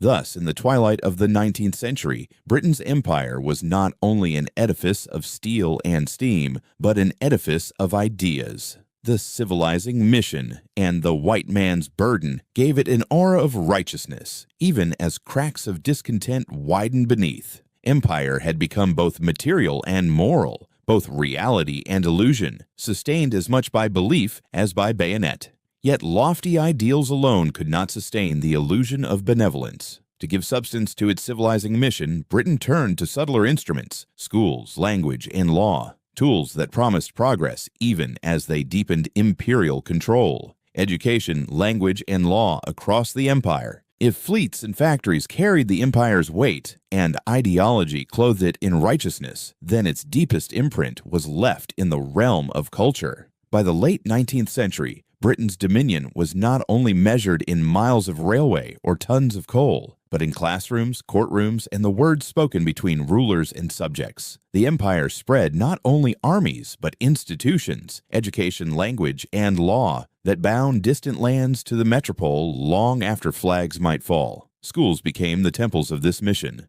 In Calcutta, Bombay, Lagos, and Cape Town, children gathered beneath chalkboards to recite Shakespeare and Newton, their tongues twisting around English words. To imperial administrators, education was a ladder, a means to train clerks, lawyers, and officials who would serve the machinery of governance. The curriculum was steeped in British history and literature, presenting empire as both destiny and benevolence. To many colonized elites, mastering English education offered pathways to power, status, and the elusive promise of equality. Language, too, carried the empire's reach. English became the lingua franca of administration and trade, a bridge between peoples otherwise divided by hundreds of dialects. In India, it linked Tamil and Bengali, Urdu and Marathi. In Africa, it tied together regions separated by tribes and tongues. What had once been the speech of an island became the language of empire, carried by clerks, missionaries, and telegraph operators. The empire's words stitched together a global conversation that outlasted even the empire itself. Equally transformative was the spread of law. British courts, codes, and procedures were imposed from the Caribbean to the Pacific. Trial by jury, contract law, and notions of property replaced older systems, sometimes harmonizing, often displacing them. In Hong Kong or Nairobi, in Delhi or Kingston, a colonial subject might find their fate decided under the solemn rituals of English common law. For Britain, this was proof of order. For many subjects, it was alien rule in the language of justice. And yet, these instruments were double-edged. They brought literacy, shared language, and a framework of governance that outlived the empire. But they also carried exclusion, embedding hierarchies that privileged colonial administrators over local voices. A generation of colonized intellectuals emerged who, educated in English, began to use the very tools of empire to critique it, writing petitions, arguing in courts, and demanding rights promised but denied. Gandhi, Nehru, Nkrumah, and countless others would draw on the education and legal traditions Britain introduced, only to turn them against imperial rule. By the twilight of the 19th century, Britain's empire was not only a geography of territories, but a geography of ideas. Its imprint lay in the minds of children repeating English grammar, in contracts stamped with imperial seals, in debates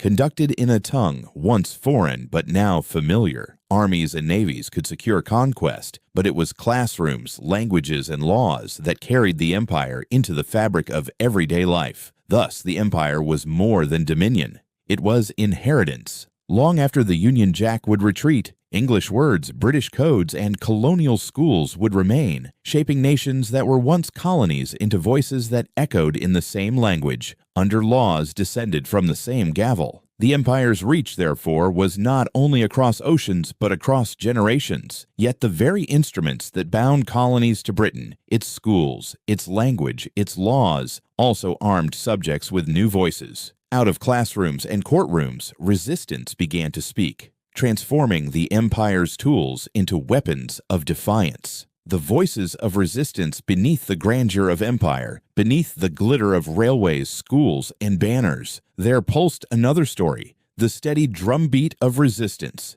No empire, however vast, could rule unchallenged. Across continents, in village squares and crowded cities, in whispered meetings and open revolts, voices rose against imperial authority. The 19th century was not only an age of empire's triumph, but of its contestation. In India, resentment simmered beneath the veneer of imperial order. The Great Uprising of 1857 had already revealed the volatility of a subcontinent pressed under foreign rule. Though suppressed with brutal force, its memory lingered, inspiring a new generation. By the late 19th century, Indian elites educated in English schools began to question the justice of the empire. Lawyers and journalists debated reform in Calcutta and Bombay, while farmers grumbled under taxes that drained their livelihoods. In 1885, the founding of the Indian National Congress gave form to a rising political movement. Though moderate at first, it carried within it the seeds of future independence, nurtured by frustration and hope.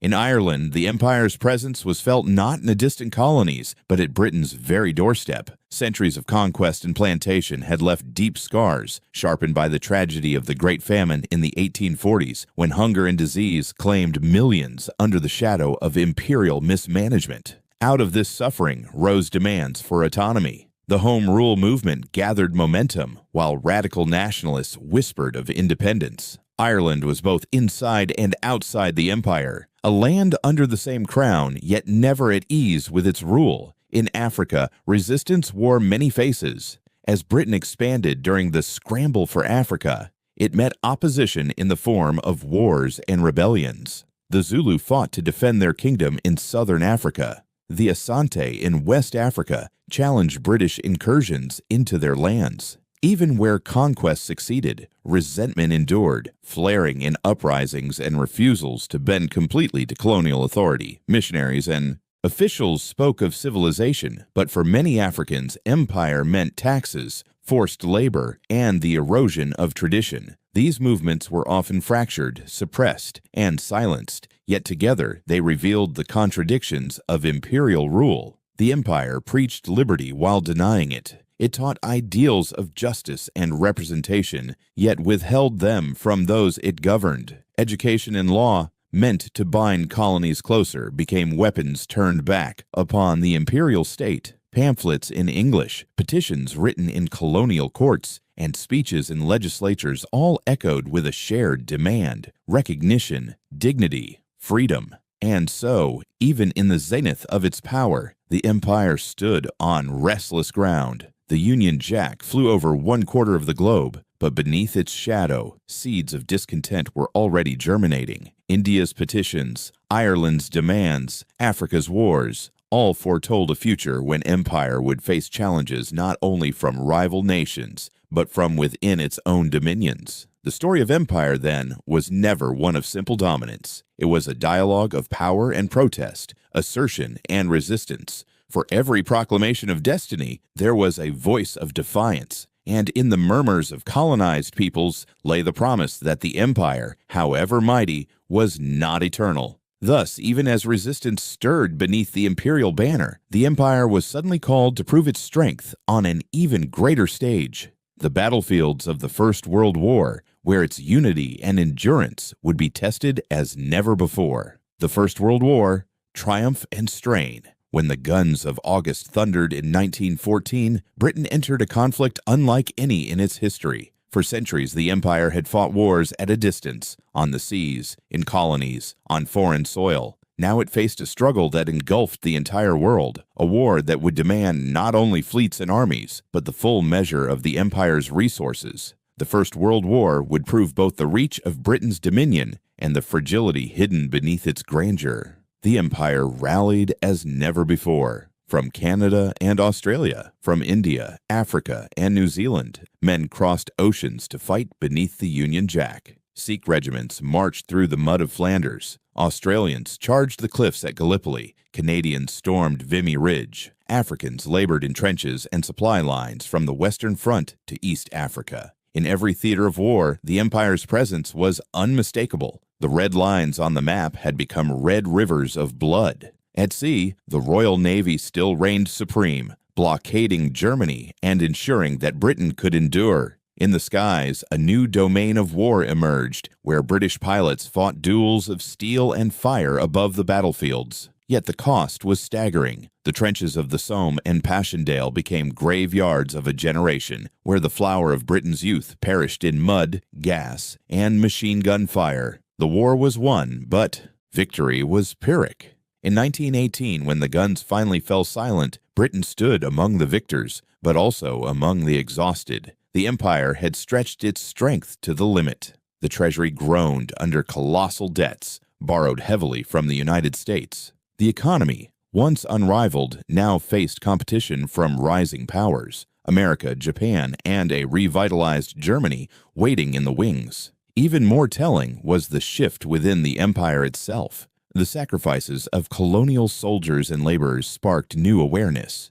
new demands. In India, where millions had supported the war effort, calls for self-government grew louder. In Ireland, rebellion had already erupted in 1916 with the Easter Rising, a sign that imperial unity was cracking at its core. Across Africa and Asia, returning veterans carried with them not just scars of war, but the seeds of discontent. For Britain, the First World War was both a triumph and a reckoning. It had stood against Germany, endured the onslaught, and emerged with new territories under its control. Palestine, Iraq, and parts of Africa, taken from the shattered Ottoman and German empires. Yet beneath the banners of victory lay exhaustion, debt, and the first tremors of decline. The image of empire after 1918 was still imposing. The Union Jack flying from the Middle East to the Pacific, dominions tied to the crown, colonies still under British law. But the war had exposed a truth that could not be forgotten, that the empire was vast, yet vulnerable, powerful, yet precarious. The roar of triumph at Versailles was tempered by the whisper of uncertainty. The world had changed, and Britain's empire, though victorious, would never be the same. Thus, even as Britain celebrated its victory in 1918, the silence of peace revealed a harsher truth, that the empire's greatest trials no longer lay on foreign battlefields, but within its own dominions, where Ireland and India rose in restless defiance. Between the wars, Ireland and India in revolt. The First World War had left Britain bloodied but victorious. Her empire stretched wider than ever yet, burdened with debts, doubts, and demands. When the guns fell silent, another battle began, not in the mud of Flanders, but in the streets of Dublin and the fields of Bengal. The war had promised unity. Peace revealed fracture. Across the empire, voices of independence grew louder, testing the very seams of imperial rule. In Ireland, the dream of self-rule had long smoldered. The famine of the 1840s, the struggle for home rule in the late 19th century, and the Easter Rising of 1916 had all left their scars. After 1918, as soldiers returned from the trenches, the island erupted once more. The Irish Republican Army, born from the ashes of the Rising, waged a guerrilla campaign against British forces. Ambushes and reprisals scarred the countryside, towns burned, and fear stalked both soldiers and civilians. By 1921, the conflict culminated in the Anglo-Irish Treaty, which carved the island in two. The Irish Free State emerged in the south, while the north remained within the United Kingdom. It was both triumph and tragedy. Independence won, but partition sowing bitterness that would endure for generations. Meanwhile, in India, the war had raised expectations of reform. Millions had served the empire in uniform or in labor, and leaders hoped for reward in the form of self-government. Instead, frustration deepened. In 1919, the passage of the Rowlatt Acts extending repressive wartime powers sparked outrage. Protests erupted across the subcontinent, culminating in the horror of Amritsar, where British troops fired on unarmed crowds, killing hundreds. The massacre seared itself into the Indian consciousness, transforming loyal reformers into fervent nationalists. It was in this crucible that Mahatma Gandhi emerged as a figure of destiny. Preaching nonviolence and civil disobedience, he called on millions to resist the empire not with guns, but with conscience. Boycotts of British goods, marches against salt taxes, and the refusal to obey unjust laws spread like wildfire. Villages and cities alike echoed with a new message. Freedom was not a dream for a distant future, but a demand for the present. For Britain, these twin struggles in Ireland and India revealed the paradox of empire after 1918.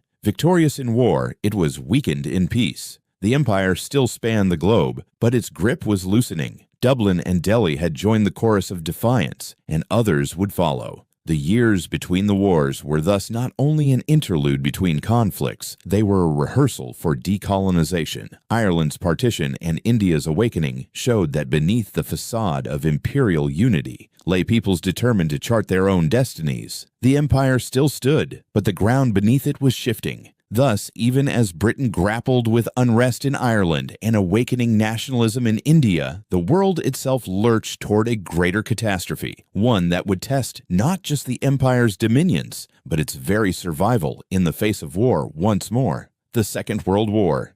Britain endures new powers rise. In 1939, scarcely 2 decades after the war to end all wars, Britain once again found itself at the heart of global conflict. The rise of fascism in Germany and Italy, the aggression of Japan in Asia, and the collapse of appeasement thrust the empire into a struggle that dwarfed even the carnage of the First World War. The empire still spanned continents, but now it faced adversaries that sought nothing less than its destruction. When Hitler's armies swept across Europe, Britain stood alone. France fell in 6 weeks. The Low Countries collapsed in days. By the summer of 1940, the Nazi flag flew from the Atlantic coast to the borders of Russia. Across the Channel, invasion loomed. The Battle of Britain became the island's crucible. In the skies above London, Spitfires and Hurricanes clashed with the Luftwaffe. The capital burned under the Blitz, yet the island did not yield. Churchill's voice, carried on the airwaves, rallied his people. "We shall fight on the beaches. We shall never surrender." The empire had faced trials before, but never so near to extinction. Beyond Europe, the war stretched across oceans. In North Africa, British and Commonwealth forces fought Rommel's Afrikasoor across the sands of El Alamein. In the Mediterranean, Malta held out under relentless siege, a rock defiant against the tide. In Asia, Japan's lightning advance shattered illusions of invincibility.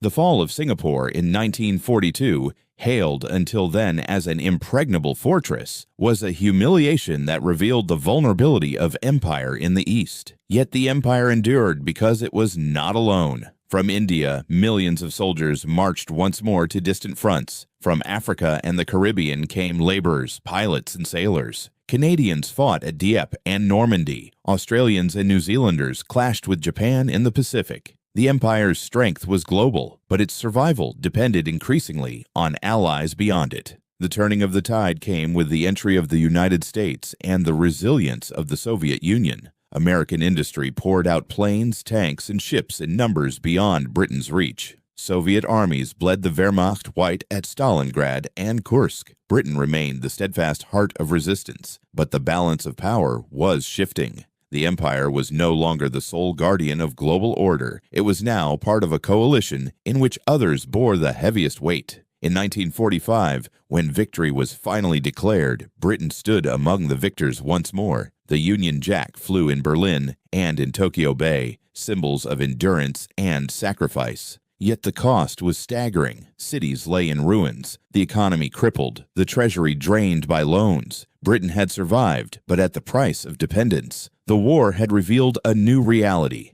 The age of British supremacy was passing.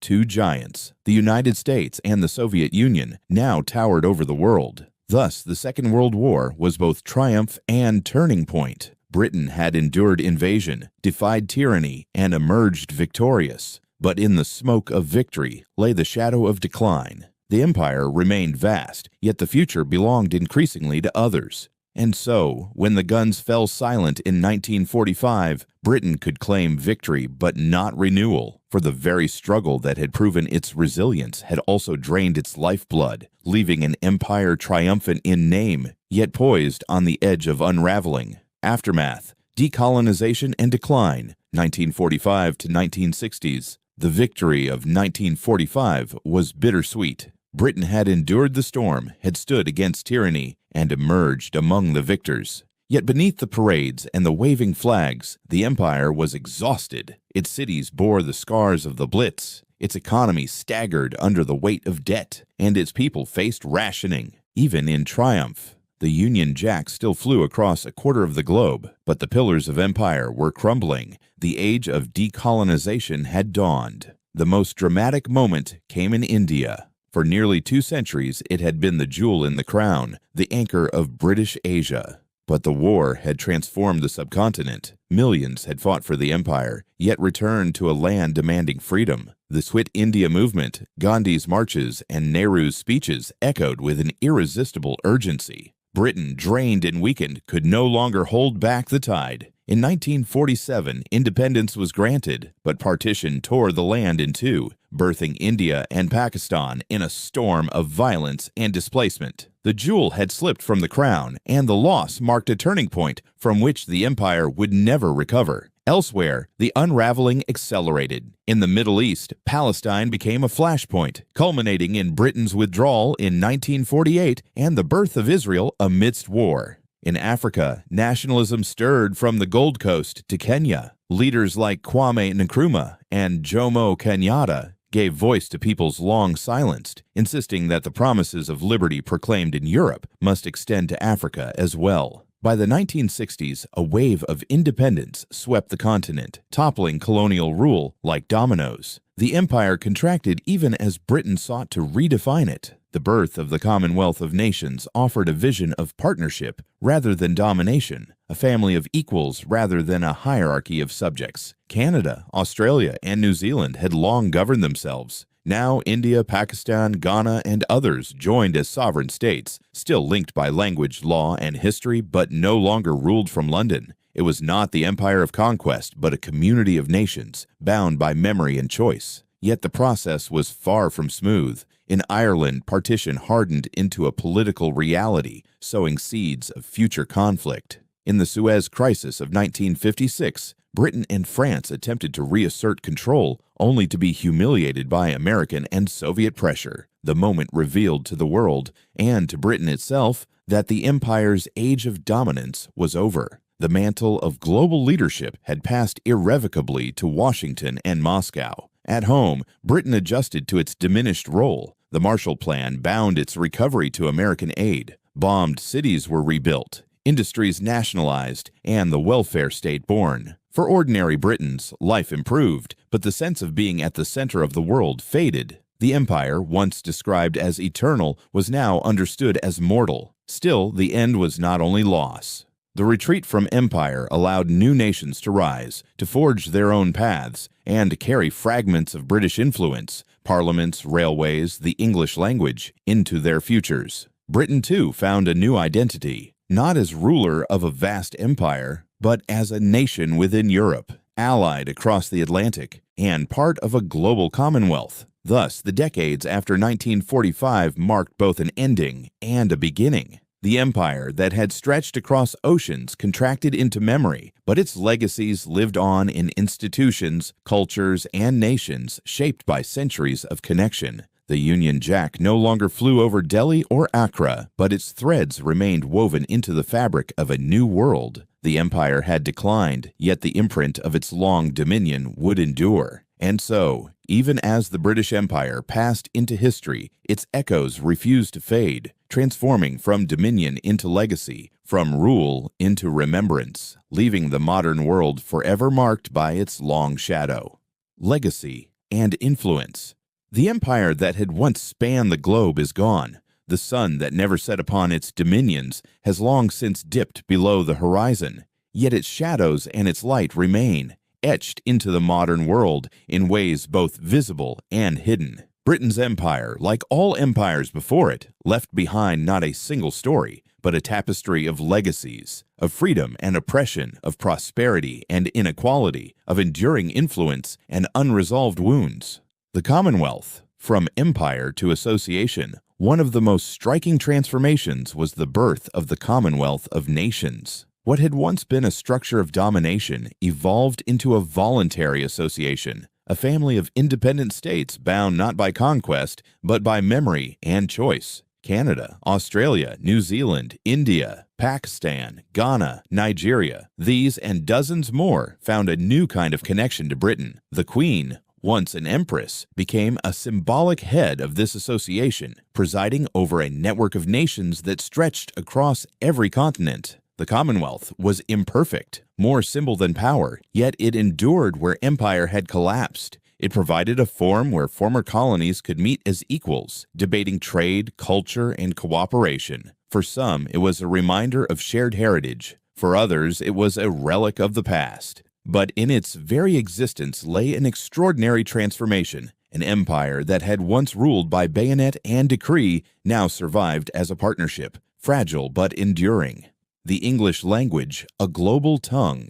Perhaps the most pervasive legacy of all was language. English, once the speech of a damp island in the North Atlantic, became the lingua franca of the modern world. It is spoken in parliaments in Africa, taught in schools in Asia, and used in commerce from the Caribbean to the Pacific. It dominates diplomacy, science, and the digital age. This global spread was no accident. Colonial administrators made English the language of law and governance. Missionaries used it to teach scripture. Merchants carried it through ports and trade. What was once imposed became adopted, adapted, and transformed by millions. Today, Indian novelists, Nigerian poets, and Caribbean musicians use English not as a borrowed tongue, but as a voice of their own. It is a paradoxical inheritance, a tool of empire that became, in the hands of the formerly colonized, a weapon of expression and identity. Law, parliament, and market, the institutional inheritance beyond language. The empire exported institutions. In courtrooms from Delhi to Nairobi, the echoes of English common law can still be heard. Principles of trial by jury, habeas corpus, and contract law endure, sometimes distorted, sometimes enriched by local traditions. The parliamentary model, too, left its mark. Legislatures in Canada, India, Australia, and beyond bear the imprint of Westminster, with elected chambers, ceremonial speakers, and debates that trace their lineage to Britain's own struggles between crown and parliament. While each nation has reshaped these forms to fit its culture,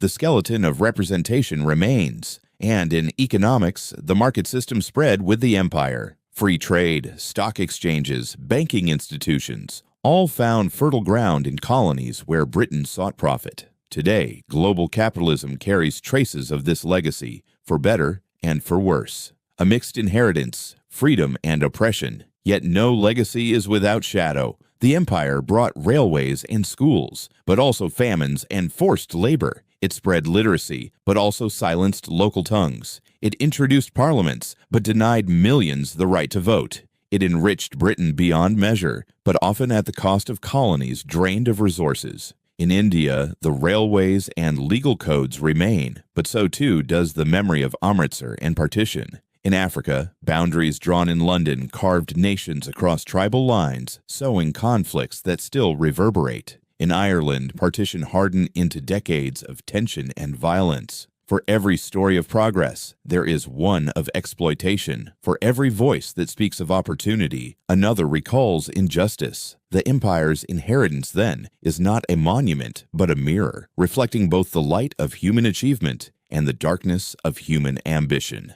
Epilogue: The Echo of Empire. In the 21st century, Britain is no longer an empire, but a nation among nations. Its fleets no longer patrol the seas, but its language connects billions. Its crown no longer rules distant dominions, but the Commonwealth endures as a reminder of shared history. Its laws, institutions, and markets continue to shape the world, even as its imperial past is debated, contested, and reinterpreted. The story of the British Empire is not one of simple triumph or tragedy. It is the story of power that built and broke, of ideals that inspired and deceived, of legacies that uplifted and scarred. To walk through London is to see the remnants, museums filled with treasures, buildings raised by imperial wealth, communities woven from across the world. To walk through Delhi, Lagos, Kingston, or Sydney is to see how those remnants were reshaped, repurposed, made into something new. The empire is gone, but its echoes remain, in words spoken, in laws, practiced, in borders drawn, in cultures fused. Its history is neither wholly to be celebrated nor wholly to be condemned, but always to be remembered. For in remembering, we see not only what empire was, but what the world became in its wake.